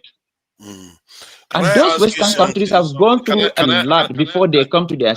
I hear what you're saying. I just want to tell you that I know what I was saying is wrong. I deliberately did that to see the reaction of the people that feel like this platform is their own platform. Whatever is not in their own opinion, it should not be said. That's the question that I wanted to ask Polo, because the things that is said, the things that is said are totally wrong, historically wrong. Can he mute his? Okay, good. He did. Yes, the things that is said are historically wrong, incorrect. And if you came to the platform prepared with your boxing glove, prepared to trigger people to see what their reaction is, that's unfortunate. That is very, very wrong, because that's why I told you when you were saying that the Igbos caused the problem themselves by the first coup. That's why I said that that's not true, because Igbos have been slaughtered even before independence. Okay, so I think Polo has a mindset which is wrong, because I have been in a platform with you, forefathers, if you remember, when we're doing Philosophical Sunday and we're discussing about God and all that stuff. He was there. That was the first time that I saw him, and we had a nice discussion. Nobody harassed him. He introduced himself. Nobody harassed him. And I remember too that we also have had subsequent discussions. But you see, you have to understand also the issues when I know you feel bad as a Fulani when they're talking about the problem that we're having with ranchers and stuff like that. Any Fulani person will feel bad, because it is like you're painting an entire ethnic group with a brush, because there are Fulani people that are good. There are Fulani people who don't like what is happening. I have seen Fulani people even on this on Facebook who are saying, listen, this thing that you guys are doing, my people are doing, it's not right. It shouldn't be, So anybody will feel bad, just as any other person will feel bad with the kind of thing that you just said today. If you came there to trigger them, knowing that the issue that they're discussing is Biafra, and you came to upset them. Sorry, I may have missed it. I've been joining this platform for quite a while, even though if I didn't join the conversation, I will be watching from the YouTube. All I see is almost the same people that have been attending are the same people that are there, and all the talking points are the same. Okay, let me introduce a different talking point and see how you guys react. And then, if you remember earlier, I even said, imagine this is the National Assembly and we are trying to talk about Biafra. And then I said something that you don't like. All of a sudden, all the participants, the room become rowdy. You cannot even hear what other people are saying. It become rowdy, uncontrollable. Even the host was fed up with that. Sorry. It is the way you say was fed up. And then, it is the way you say I know it is the way I said it. And I'm telling you, this is the perspective that many Northerners have. Listen, please. This is the ideology that many Northerners have.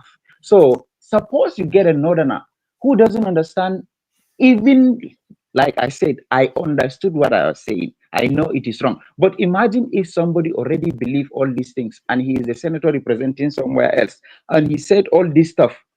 Will you just become too emotional and not trying to correct the historical fact and then tell him, okay, look at this data, look at this, look at that, you're wrong. Instead of doing that, then you start insulting, and how do you get into something that common ground? Pulo, let me answer you. This topic is very emotional. My dad was killed during the war. My town was totally exterminated. And so is my uncle.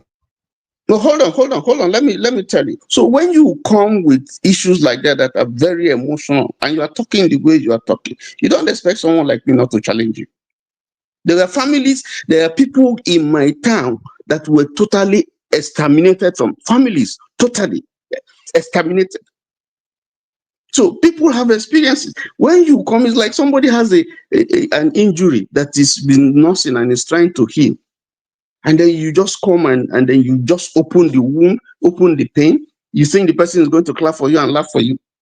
You don't do that kind of a thing. Okay, so Tony, I think we need to I maybe feel like break we it are up. matured enough to Can I understand say how to something? differentiate Can I say between something? civil Can I approach just land? and Since uncivilized I, approach. Let's So allow maybe I am the youngest, and all to of say you something. are expert in your field. no, let me And just then they land may say, something. okay, I have to step back and then analyze. Say I've had a lot of Polo, things that I don't agree with, but I didn't act Trust me, emotionally. Jide will. Hold on. Let me Jide just land the point, and then Jide Jide has will. been very patient now for everybody. Jide is my man. Don't worry. Jide will give me the time. Jide, correct guy. Jide, don't worry. Yes, man. So, Pulo, like, I think Pulo has already aired his view, and I think we need to move on from that. And the idea is, I think I found it like even kind of different. I never had anybody do what he did, actually. And it's good to know that at least he said he's owning up to say what I said is wrong. It's difficult for many people. Some people know that even forefather, I know he knows some of the things he says is wrong, but he continues to say it. No, You I see, don't. Pulo is saying, No. Anything I say, I I am think is right. saying I said what is wrong just to see what you guys say, and he's corrected the narrative. Everything that Pulo said, hold on now, is what we have been saying here. We need to change mindset and narrative. And let me just drop one last point about what I said before. So we don't. The Spanish people arrived America 1492. While the Portuguese arrived Nigeria 1472. So they came to our Nigeria before they went to America. Just for you to know, 20 years before. Yeah, I know that now. So okay, let's leave that one in the meantime. So, Polo, what is it precisely you said that you know was wrong? Because I needed to get that. I didn't get it fully. What is it you said that you believe was wrong? No, I said a lot of stuff, but let me start with what I said that is right. But these people thought I was wrong when I said Jonathan is from Biafra. If you take the Nigerian map and take Biafran map, you can see that Bielsa falls under that within that territory that they call Biafra. I'm not saying he is an Igbo guy. And then somebody was telling me, I said he's an Igbo guy. I said you're not listening probably. That's why I maintain my calm if they are saying something, because I know what I said and I can defend it. Sometimes I am responsible. I am responsible for what I said. I'm not responsible for what You they need to let understood. me ask questions. I do ask quite a lot of Please. questions because I didn't ask. there was a specific no, not you. There was a specific thing you said that Tony said. That's what you said that was wrong. But let's move on. Yeah, he talked about saying that Igbos. When I said the Igbos were the source of the problem, then he said Igbos are getting killed even before the coup. So I don't understand what he's trying to say here. Does it mean that it is good if your people are killed? You cannot respond. Your response should be through a coup d'etat. Yeah, let me and share then killing information. a lot of people and expect them not to revenge. Just like when I said something, you take offense. You kill my people, I'll take offense. Definitely, you must wait for the revenge. Just as you said now, if I say something against you or I do something against you, I have to expect your retaliation or some sort of negotiation and agreement. Otherwise, once you get an opportunity to retaliate, you will retaliate. Okay. Look, this thing is I want one condemned. question. No, Let's move on. I have Nobody one will question I win. will ask him. Hold on. I have a question I will ask him regarding the massacres. The previous massacre What in are you guys the doing, man? southeast. Hold Which on now. are Hold you? it Can you now. change Hold on now. history? I'm trying We to. know what happened It's a already. topic now. It's a topic. No, I thought Jide was going to talk next. Yeah, hold on. So the massacre that happened before the one in 1966, that one was, I think 1967 actually. That one was about 100, nothing similar to 1966 at all. About 100 people lost their lives in that one. The 1966 one was far, far worse, like compared to the one that happened this year previously. So that is a very, very significant difference, and this is why many people remember it. It's not only the massacre that happened in the north. Then you combine it with the civil war, 3 years blockade, starving, and all the rest. So all those things, I'm not going to argue that people have a right to this thing, grief in their own way. But I just wish that when we are on this platform, I need somebody to correct our me on this, Islam please. brothers can talk about things that Please, will move the I country need somebody forward. to correct me on this, please. Go ahead. When I said the constitution was superseded by a person from Biafra land, they told me I'm wrong. The 1999 constitution, who are the senators there? So, They are also, what do wait, we please, say let about the me people land, that have wait, been please. massacred in Benue Oh my and Lord, in Plateau? Can we just move No. forward? mixing two things at the same time. Polo, we have already dealt with that issue. Polo, we've already dealt with that issue. We know that Let's finish this and then we go to the next one. I just said No, I you can't started it control the correct, please, narrative. please. We are not But you can dragging start the it with agenda simple to go. know Polo, what I we have a want to question to say. ask you. So let's Move not on, go out man. into the. If we go into that one, we're going to get lost. The question I wanted to ask you, Polo, is that in your mind, is there anything Northerners have done that you consider wrong to the Southeasterners? To Nigeria as a whole. No, That's to what I this can say. specifically Okay, there are lots of to the things Southeasterners. like okay, they use their large population, and which means they control the command chain during Biafra, and they kill a lot of people, including innocent people. You cannot just say they are collateral damage and then pretend as if nothing has happened. History classes were there earlier, but deliberately they removed it from the subjects in secondary school because it pains when you start talking about Biafra. You will be biased if you are the writer as a See, writer. you know the Either danger of support the what you're Fulani saying. Hausa I haven't Where or we are spoken support the going though. You here. guys are Biafra. just You going back and cannot be forth. I comfortable. haven't This is I'm like saying this. this, It's please. not a I don't school like teacher it, or and I know it lecturer is that is wrong. talking to. Yeah, but he's saying some of the things he knows or he believes No, that he the doesn't know Northerners did anything. wrong. What are you saying? He's still confusing you and he's dribbling you, and you're still going tomorrow night. You say I was just dribbling you. What is? Did No, Did you hear what he please. said? He's saying This that is an Northerners honest, kill innocent Southeasterners. conversation. I That said is they quite kill honest. Now innocent he's people, saying Northerners and then kill you cannot pretend innocent that this thing has Southeasterners. not happened. I'm saying it. Am I not? I say there are a lot of things that have been done, especially during that Biafra. A lot of people lost their life, and they are not fighters. And even in the just war, that you have to invade or go to war based on this, and that, there is no rule that said that you should kill non-combatant children and women or destroy other people's livelihood entirely, wipe them out, or having the intention of carrying a genocidal war. That's not good. That's wrong, and it is the Northerners that led that war. Yakubu Gawan is from the north. Even though, apart from the president himself, there are other people that are very prominent at that time. They are the one that called the shot. They are the one that give the command, go there, go there, go there. They are the one that fund it. So they are from mostly from the north. This is not something And that I'm proud of. And you cannot force me. Fathers. Sorry, what I said earlier, just because I happen to find myself in the north, you cannot force me to be an advocate. I mean, as a defender of the north, just to come here as a spokesperson for the whole northern Nigeria. This is my own personal opinion. not the opinion of the Northerners. Okay, so Plateau State in Nigeria. I need to hone and this in what's in Jide, please go ahead. I know you wanted to say something. I have a couple of things to say. You see, I don't know. Okay, let me don't even. I don't want to sound like I'm being judgmental. I understand how people feel. Whatever is everybody's feelings on this platform is very valid, particularly those that were affected by the war. I understand, and I don't want to downplay it. Right? I'm Yoruba. I wasn't born in that war. I don't know of any of my family member that was a victim of that war or that was involved. Having said that, I understand the pain victims of that war, people that are victims of that war, or that are descendants of the victims of that war may be going through in terms of trauma. So whatever feeling they have is valid. That's why I make sure I listen to everybody's feelings. It's a very sensitive topic. It's very complex.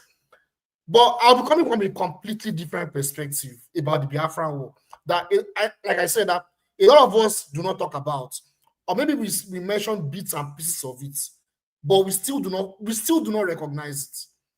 You see, all the events that happened after 1960 independence, quote unquote independence, everything, all the chains of events that happened before the Biafra war was a product of British colonialism. Thank you. This is all I just, thank you, Jide. This is just it. What are we outside this one? Jide has just summarized it. He said one thing and he just jumped on top of it. Oh, that's the summary of everything. All this back and forth.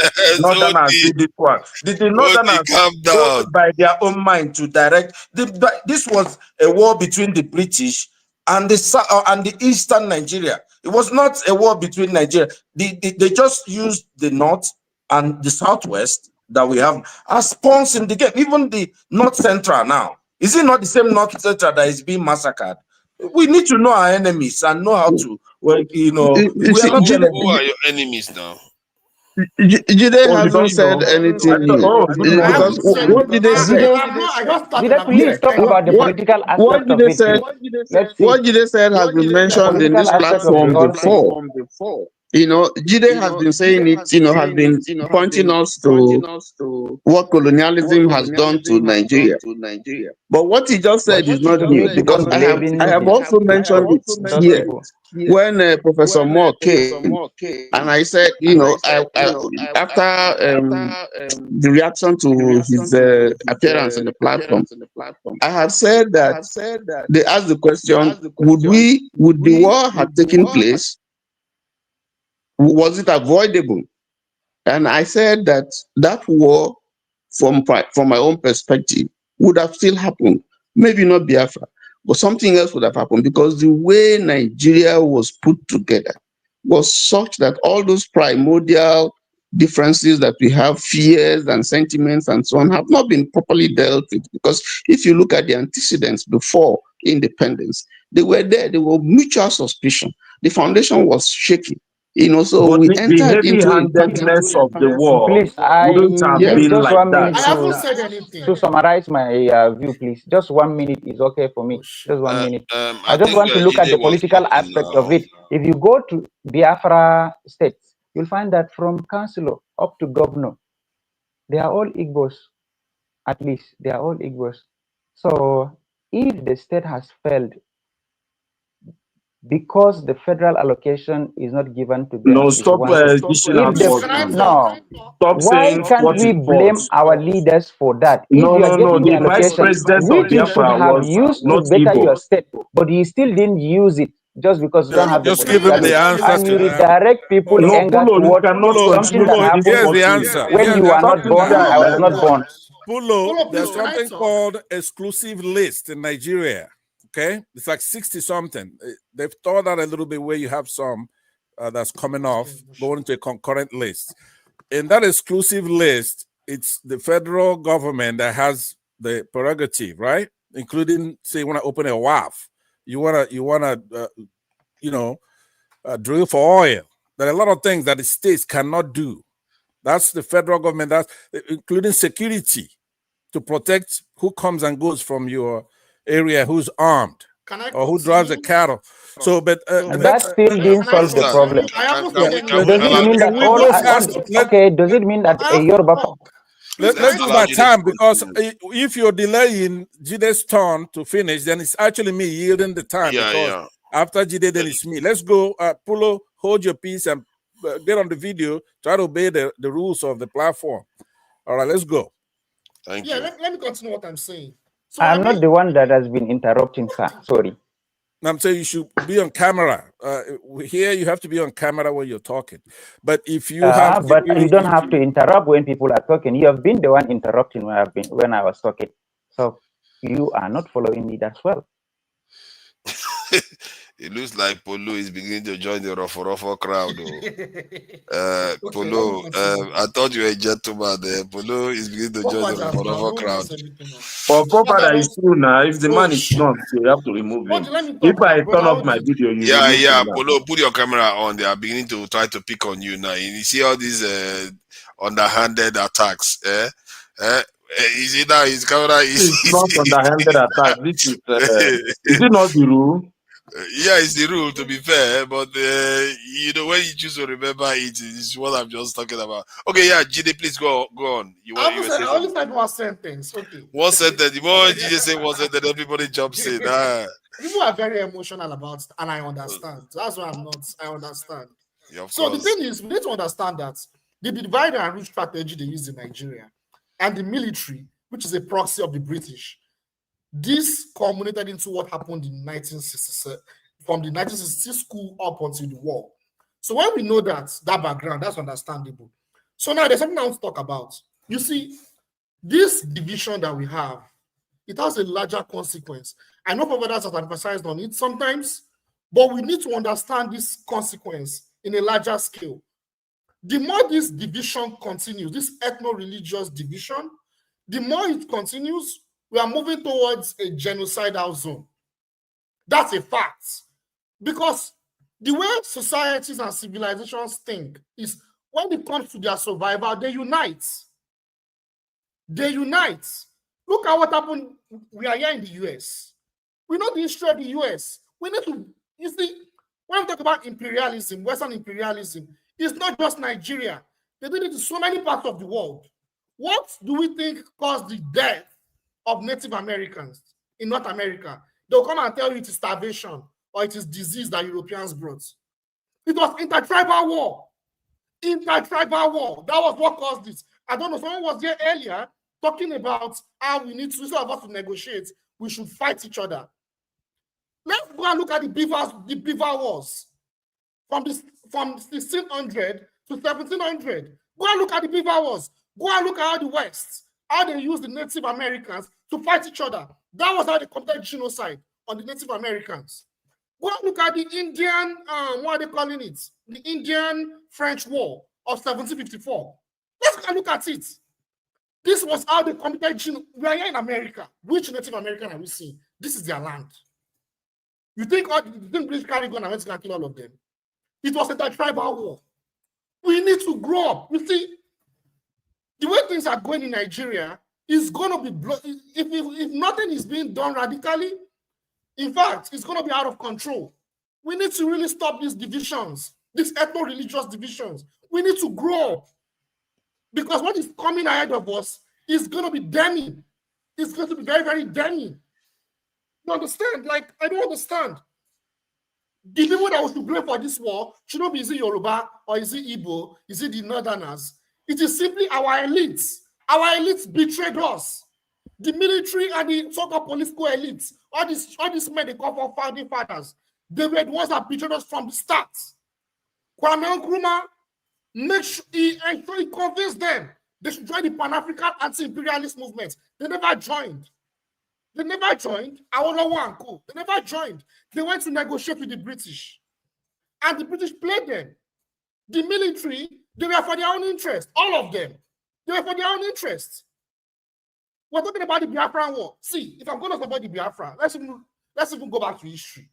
If I was going to say, okay, the Biafra, I want that Biafra. Yes, what was done at that time to the Igbos and to the other groups that were oppressed, the genocide that was committed was evil. No doubt about that. I'm not dismissing that. But let's even assume that that Biafran Republic was going to even stand on its ground and defeat the Nigerian state. They should have gone ideological. That's what nobody has ever spoken about on this platform. That was the peak of the Cold War. They could have gone ideological. The Soviet Union was very powerful. But instead of Juku and Co., they were for their own interest. They could have gone communists. They could have gone communist. At that time, the Soviet Union support them. Look at Vietnam. They defeated the French directly because the Soviet Union supported them. That is simple. Look at what happened. It didn't go ideological. Look at what happened. Look at the people that supported the Biafran struggle. France, they were defeated by Algeria. They were defeated by, what are they calling it? By Vietnam. They were completely weakened. Israel was not, they're a powerful country, but they could only show so much limit because they had diplomatic relationship with Nigeria. So even if we're talking about a state that was going to liberate itself, it could have gone communists. And trust me, the Nigerians wouldn't have defeated it to God. That's a fact. But that's going back to history. Now let's look at the lessons of that war. And now look at what has happened afterwards. Even after Nigerian states won that war, they still had the opportunity to go ideological and revolutionary, but still they didn't. Gowon went to go and toast the West. He became a complete puppet of the West. And when Murtala Mohammed came to power, he was trying to, even though Murtala Mohammed was a genocidal killer, he was not a saint, he was a genocidal killer. He killed millions of people in the East. You know, in Enum, I think there was the Enugu massacre. I think it was one that pioneered it. But Murtala Mohammed was trying to move Nigeria away from these imperialist chains that we have found ourselves. But look at what happened. They assassinated him. CIA orchestrated the killing of Murtala Mohammed. Look at where we are today. We are talking about Igbo, who is at fault in that war, which ethnic group is the victim, is the power. We need to move ahead. We need to move away from this conversation and start talking about how we should lead to our survival and our development. Like, we need to break away from this conversation. We need to grow. Like, we need to talk about it in a more positive lane towards how we can be anti-imperialist, because the trauma that this Westerners has done to us is unbearable. It is not the Hausa or Igbos that created this trauma. It is the British and our elites. Our elites are their proxies. We need to go against our elites. Our elites and our military are our enemies, not all this tribal nonsense. Jide, thank you very much for that, because I really appreciate your approach to this. And my worry is that people are not where you are at the moment. The elites are, if you study the elites of all the world, to dislodge them, they are some of the most difficult people to dislodge. It's like a car driver. While the passengers are inside the car, to be able to remove that car driver without destroying the whole nation is almost impossible if that driver doesn't want to move. And if you look at, in the case of the French, they beheaded all their their monarchs, not all of them, they beheaded quite a lot of them, and a lot of elites when they had their revolution. In the case of the UK, the king, the head was taken off, and there was a war that was fought. Later on, they came back again, they settled midway. But in the case of Russia, they wiped out everything. Many East European countries, China, they didn't just wipe out their kingdom, they just wiped out, they even tried to destroy everything that they consider traditional. So nations tend to have a purge. When they try to purge the elite, it tends to be very painful. I don't know why it has to be, but they tend to be very hard to dislodge. And that is the problem you are facing here. And our elites, they are not just hard to dislodge, they are also empowered by foreigners too. So, and that becomes a double trouble for us to deal with. And this is why, when you say those things that you say, it's very clear that, in my eyes, that is true. But would any fellow Nigerian care about those things? Most would just, until they see fire. And when the day of judgment arrives, and all the consequences of all our iniquities and forgetfulness and not listening to Jide and not listening to me, when the time comes, then everybody will remember that they say it, innit? They say it. Hopefully we survive it when they come. So I will leave it at that. Well You know what done. is paining me? Like, you know what is paining me about this thing? Like, we keep talking about let's go back to history. Let's go back to history. But like, this thing is clear to see what others have done. They can't see it. Yeah, I'm telling you. Even when they see it intellectually, they cannot feel it. You have to. You see, when the Japanese try to tell each other what to do after the war, they will understand each other. When the Chinese tell each other what to do after that war against the Japanese, they will understand. They will understand instinctively when you tell them you need to protect your own, you need to keep your wealth, you need to do all these things. They will understand because they've seen what it's like not to do those things. But our people have not seen that. They don't know. No matter what you tell them now, they will not see. They don't even know the enemy. They don't even know. When you tell them imperialists, what do you think they care about imperialists? When you tell them the British, they're like, what British? Is this the people I see that I like? No, they are not our enemy. I like them. If anything, I worship them. So they don't believe you. Many Nigerians will not see the way you see it at all. And the only time they will see it is if something happens and they see their hand in the jar and they say, this one is not good, or you can't do that. And then you have a problem. But as it is right Honestly, now, like, I'm here in the US, right? It's like, clearly, like, we can learn from everything that happened in the US, Native Americans. Man, I read one book, was not months ago, about how they use Native Americans, and I was thinking about Nigeria like this. I was like, God damn. Exactly the same playbook. They were using one tribe against the other, the Iroquois, like the Fulanis. They went to go and attack other tribes. and I agree with that your to attack the statement. Iroquois. I agree with that your themselves. statement. One of the powerful statements you made was that you said the tribalism that we are doing, this game we are playing, is heading us on a path to genocide. That is a very powerful statement, and it's so true. How can it be true when there's already been genocide and there is genocide going on? Another one. Let me speak. So you know what we'll is take worse it than to- one genocide, two genocides? forefathers. Sorry. Let me Sorry, speak. So I'll let you go I got next. something to do. I have something to do. I So just want to buttress the Please point. leave Oga Pansat. I just want to buttress the point he made. You know me, now, I'm a very poetic guy. So when you would think. So you know how I imagine what Jide said. That's why I agree with him. Like when I came into the Nigerian space and I hear the way Nigerians talk, it almost felt like Nigerians were doused with petrol, and they are waiting to be set ablaze. And that, by that ablaze, I mean fight each other, which is the genocide that Jide is referring to. And that is why sometimes when I hear Nigerians talk, and sometimes I get a little bit agitated, they wonder, why are you so concerned about this? Because this direction, if you go there, the danger that it lies, the foreigners are watching you, they know they've primed you people already. The moment they just take one person out, let's say imagine something happens to Nnamdi Kanu in prison, and cascading events, because we have put ourselves in a situation whereby because of one death, thousands or maybe millions could die. That is conditioning for you. We have to be careful what we are playing with here. And that's why I think it's a powerful statement he made. Okay. Oga Pansat is here. all right. Oga Pansat is here. Let me take it over from here. Thank you for joining us, Pansat. Thank you very much. I was on the sidelines watching the earlier show with KJ, and the discussion was very good. Let me say hello to you, forefathers, and my brother Tony, Ode, and my brother Jide as well. But too bad that I don't see Polo here. Perhaps he's having connection issues. Maybe he will join us after that.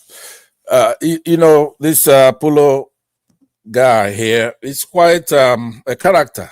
In one way, I understand that he's trying, right? He is really trying to bridge the gap, extend his hands to us. Those of us who are in the South, those of us who are Christians, and things like that. And that's a good thing. But he does have a problem. And the last time I spoke to him, I said I was going to give him a certificate to come over on the right side. People who want progress in the country, because compared to his people, he tries. He's got some education, I believe. But whenever it comes to anything that is culture, region, and others, he holds the same atavistic views. And atavism is a fancy word for things that are outdated, archaic, the practices of his people, and actually the religion itself, which he holds there. He may not like certain aspects of Fulani, the ones that he considered to be forest Fulanis and things like that, the terrorists. But it's a causality problem. There are things that make those people behave the way they do. Education may cure it, because you look at Pulo here. He has education, but he's at a junction. So let's see which way he's going to take after all. He must understand that when he comes here to talk, a lot of Southerners are very, very smart, fair, educated, democratic.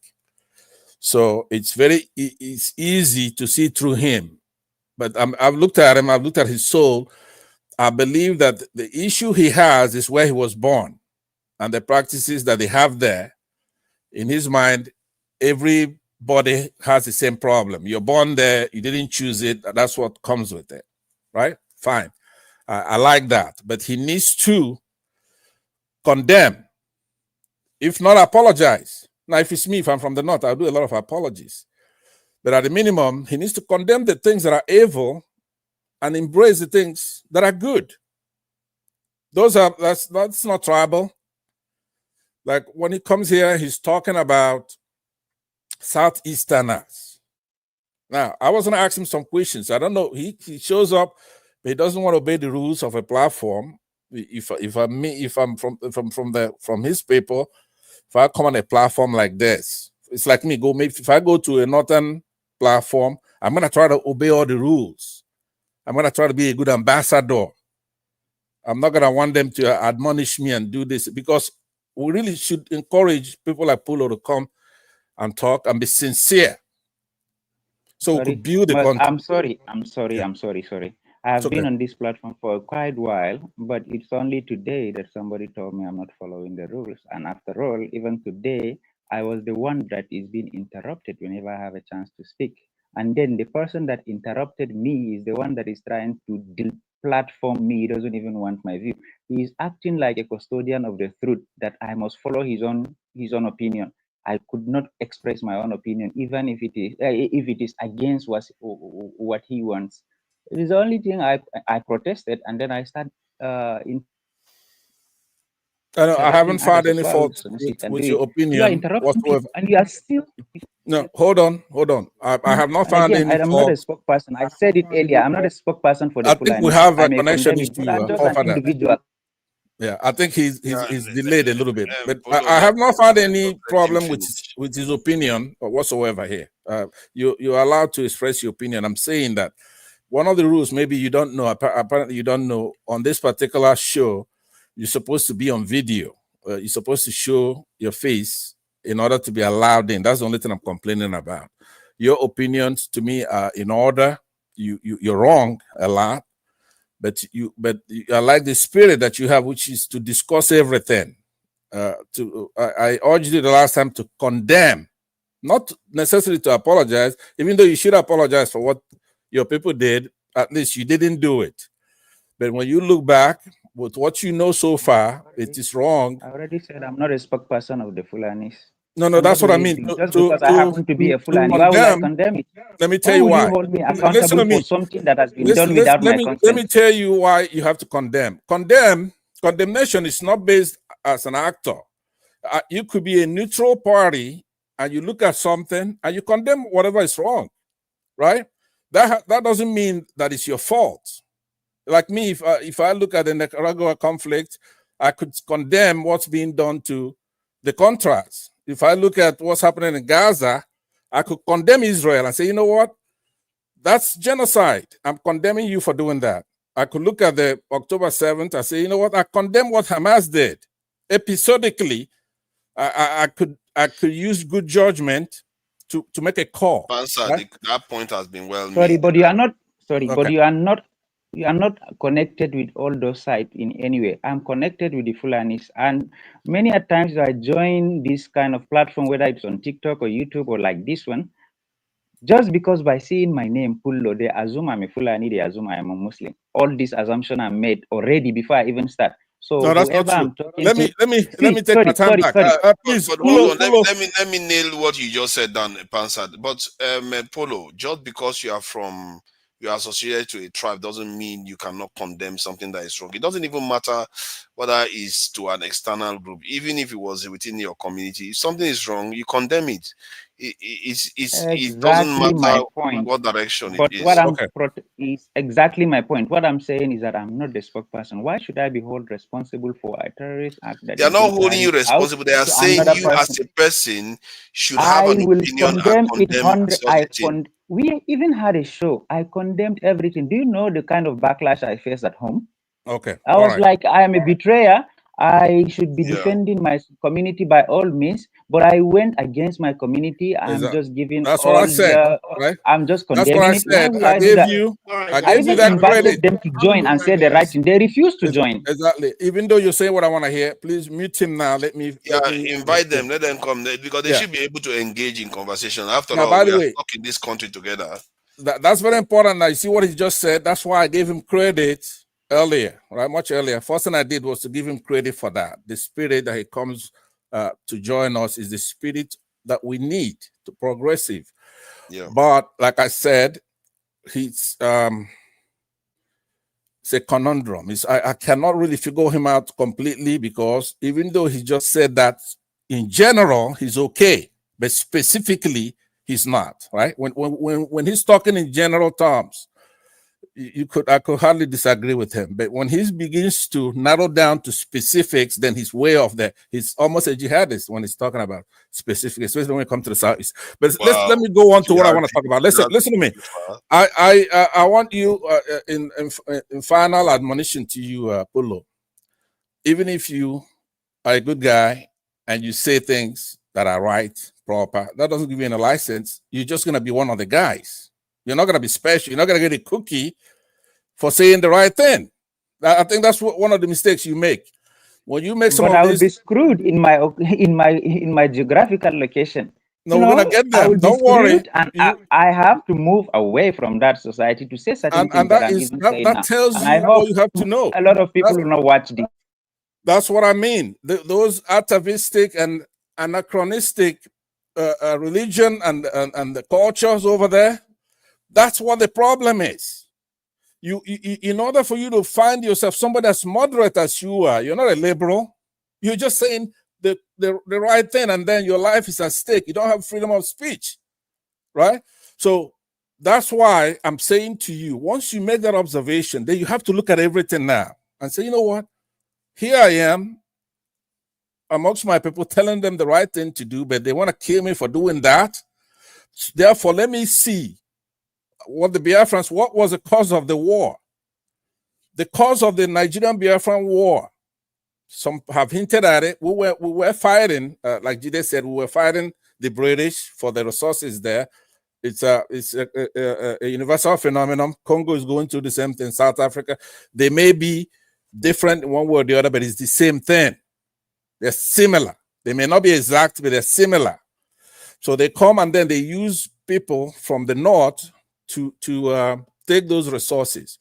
We were fighting those wars. So if you are a smart thinking person, you're gonna go, okay, like the question I was gonna ask you, I'm gonna spare you. I'm not gonna ask you those questions because you're actually on our Please side. go ahead. I would like to answer some You've questions. said Even it. if I You didn't don't have. answer them right, at least I Okay. will be giving myself an assignment to go and research and Okay, very find out well. what is Like I actually said, happening. Pulo, you're turning out to be one of my favorites on this platform. You're okay in my book, like I said before, right?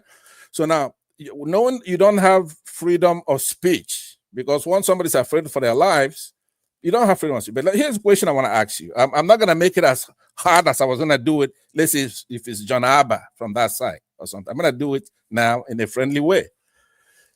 When you say the Fulanis, for example, let's say they have a problem with the Southeasterners, Igbos. Then what's the problem if you go and you ask Benue people, what is their problem? It has nothing to do with the Igbos. They have a problem with the Fulanis. You go to Yoruba lands, they have a problem with the Fulanis.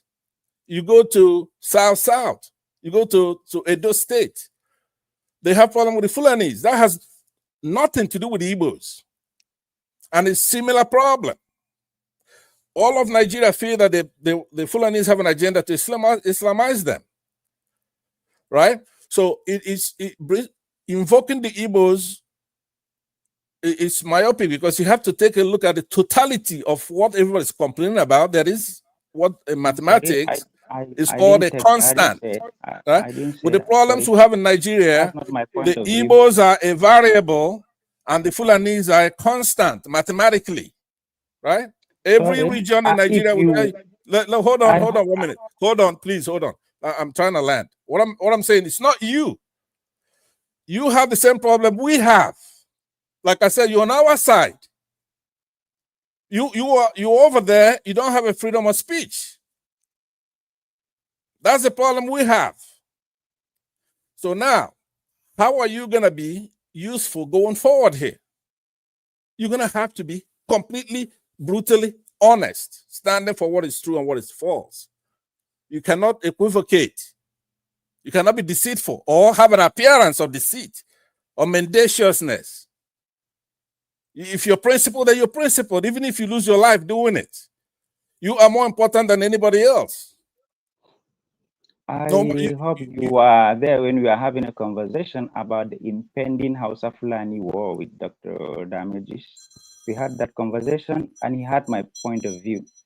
Yeah. I even went to the extent of telling him that, okay, Fulanis constitute between 6 to 7% of the total population. I'll yield for now. Go ahead. Sorry.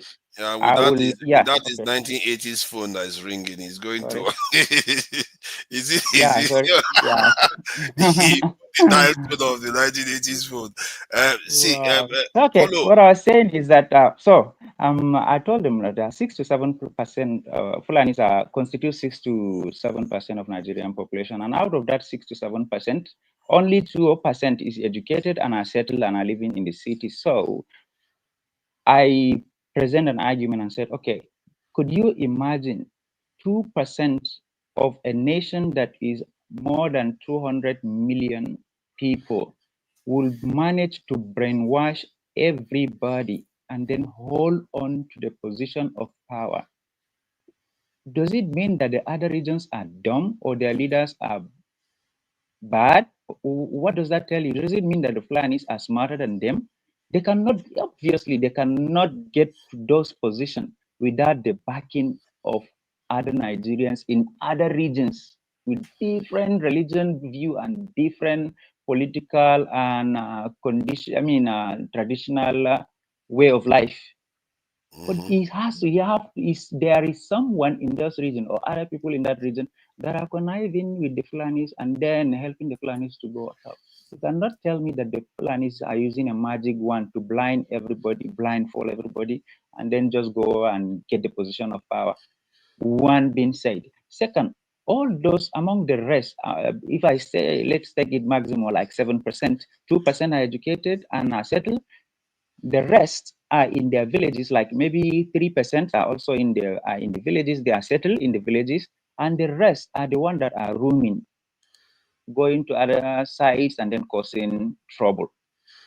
And then I said, if you want to control this, you can do that. I am in favor of having a narrow and closed border so that whoever is coming to this country, we will know who he is, and we will also charge them, regardless of their tribal affiliation. We will charge them. You are coming into our country, so you have to pay this and that for us to allow you to move in with your cows and graze them.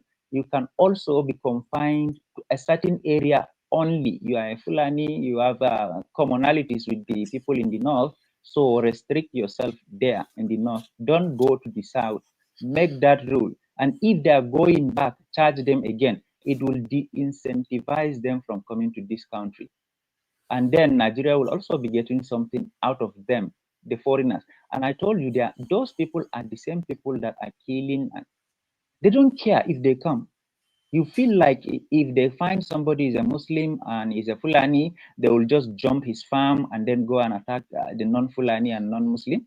No, they don't do that. When they come to attack, they attack everybody. My brother nearly lost his life while running away from those guys with AK-47.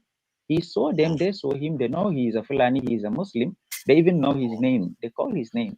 And then they point a gun at him, like, okay, this is what we are going to do. You should not say anything. It's not like it is the Igbos or any other person alone that is facing the problem. It's like, but that's the notion that people are having in the South and in the East, that, okay, those people are not killing their people. They are conniving with their people. In fact, it is their people that are supporting them. Another problem that we are saying, we talk about the elitism and the elite. Those boys that you see herding the cows actually probably owns only 1 or 2 cows. All the cows belongs to some heavy wings politician that can give them a political cover if they do something wrong. Have you ever heard Miyetti Allah condemn all these atrocities? No, but deep down everybody knows this is wrong. Like me, I come out frankly and condemn it and I say it is wrong. But Miyetti Allah, will they do that? No.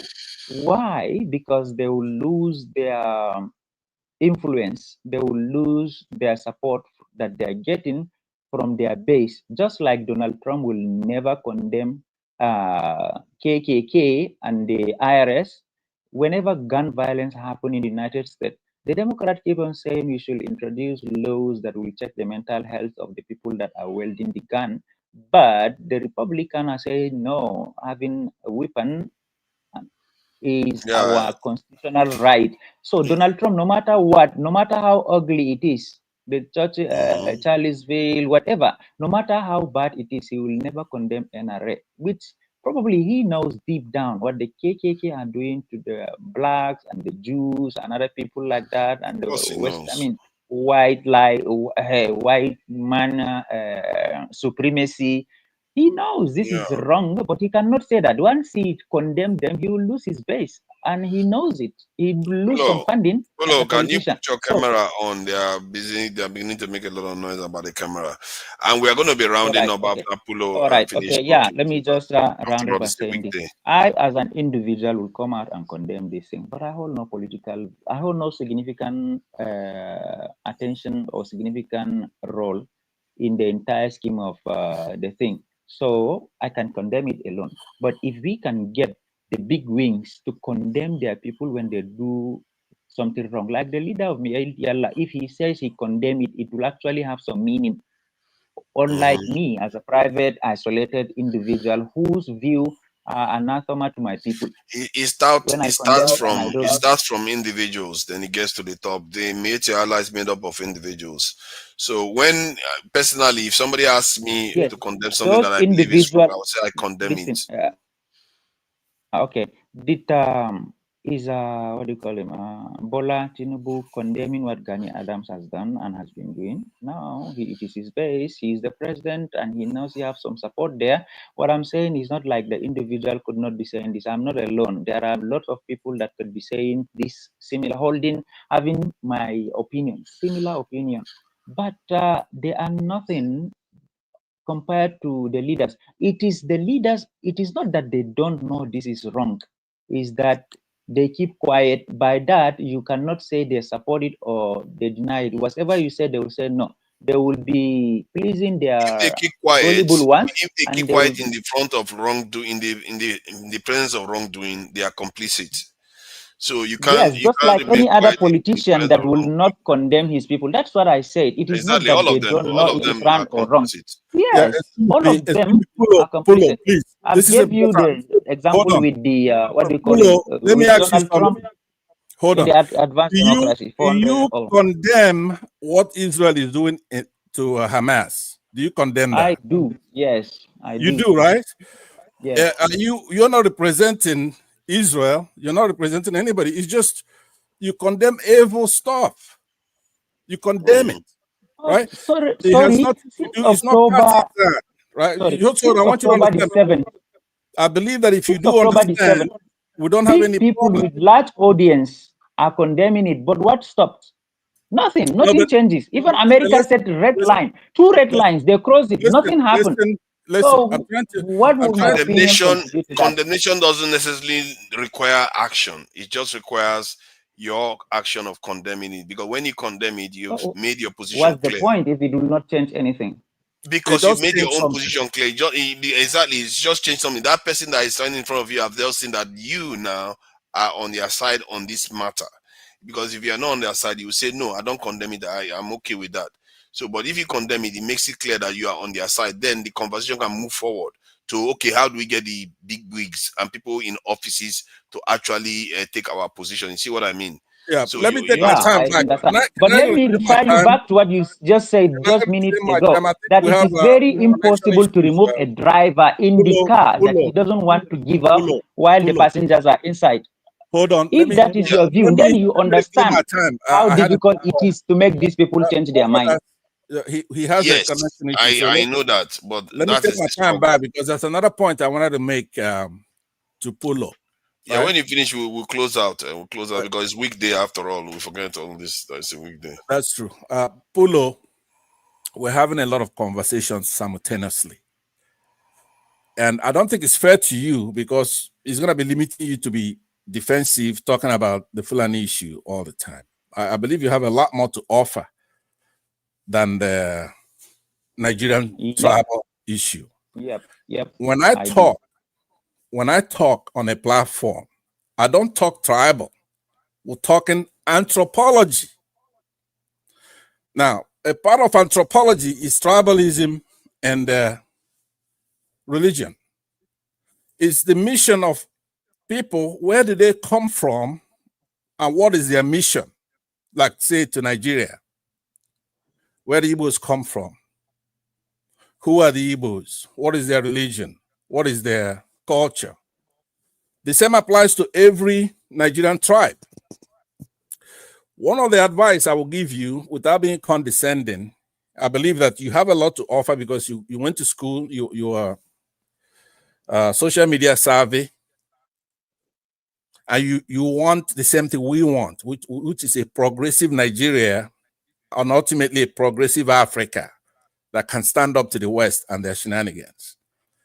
I'm very happy that somebody like you come here, you take a lot of hits, and you come back.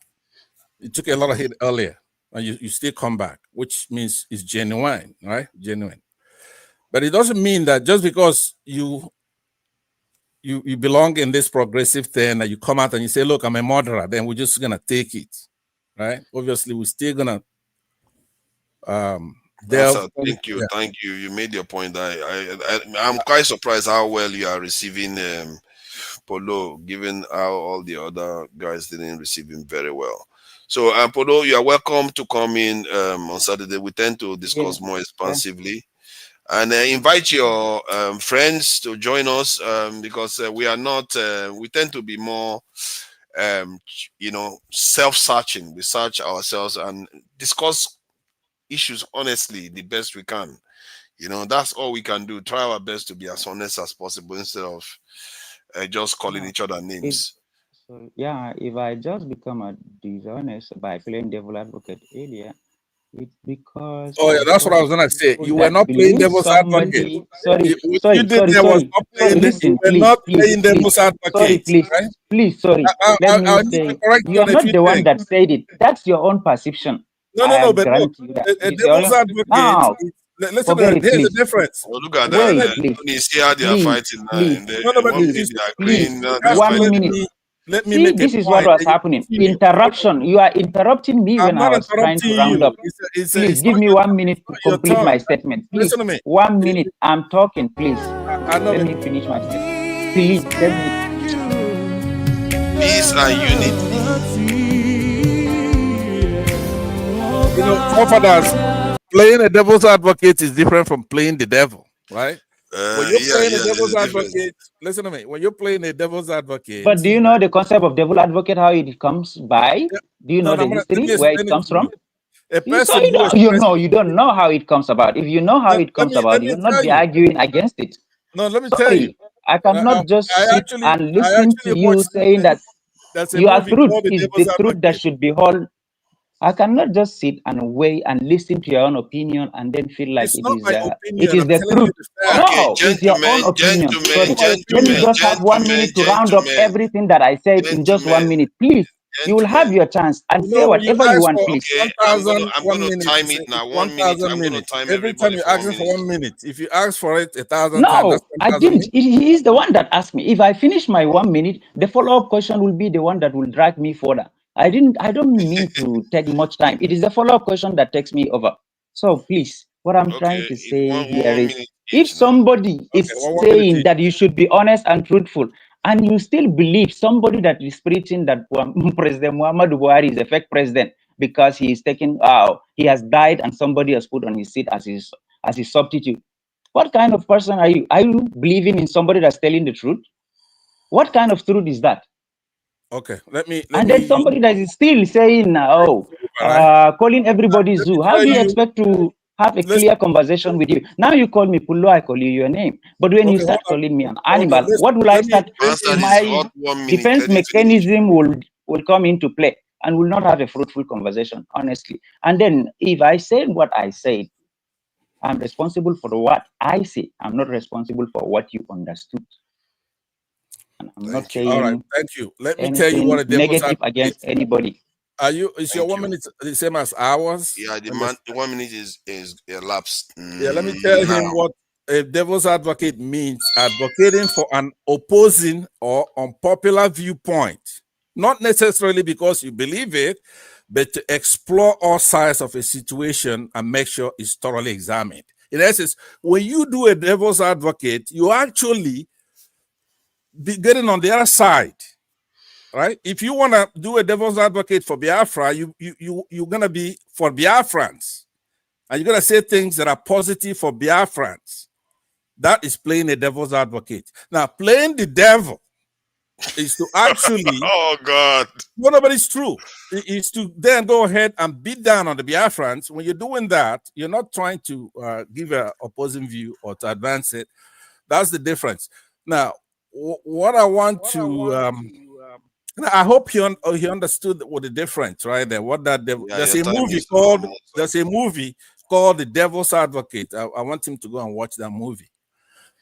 There's the one of the things that we're gonna have to do on a platform like this is not to Al Pacino and Keanu Reeves. I've watched that movie, Devil Advocate. Yeah, you watched it. Okay, very good. Yeah. All right, Devil Advocate. Creepy movie. Tony, thank you for joining us. Sorry, let me just educate him. Like the Devil Advocate actually come from the Vatican.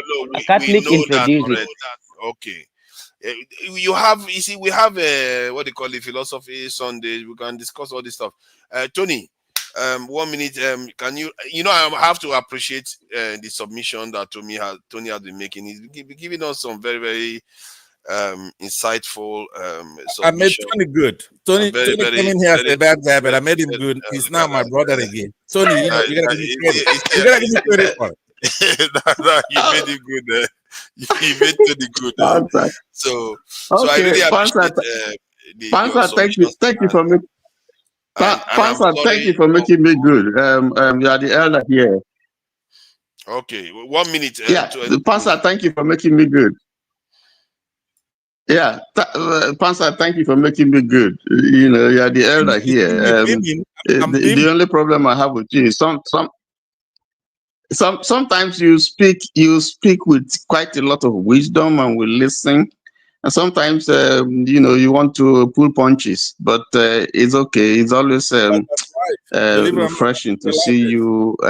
Anytime I don't see you on the platform, I don't feel good. But without from your wisdom, we learn good things from you. I think that this platform is beginning to show some of the reasons why we have problems in Nigeria. It's beginning to show us the various issues.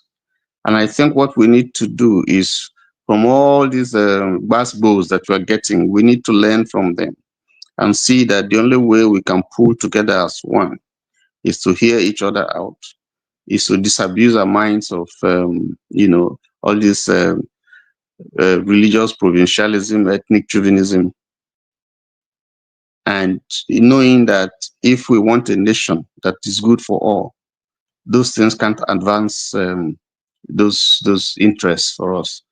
I think leadership is critical. I think our nation is not doing well.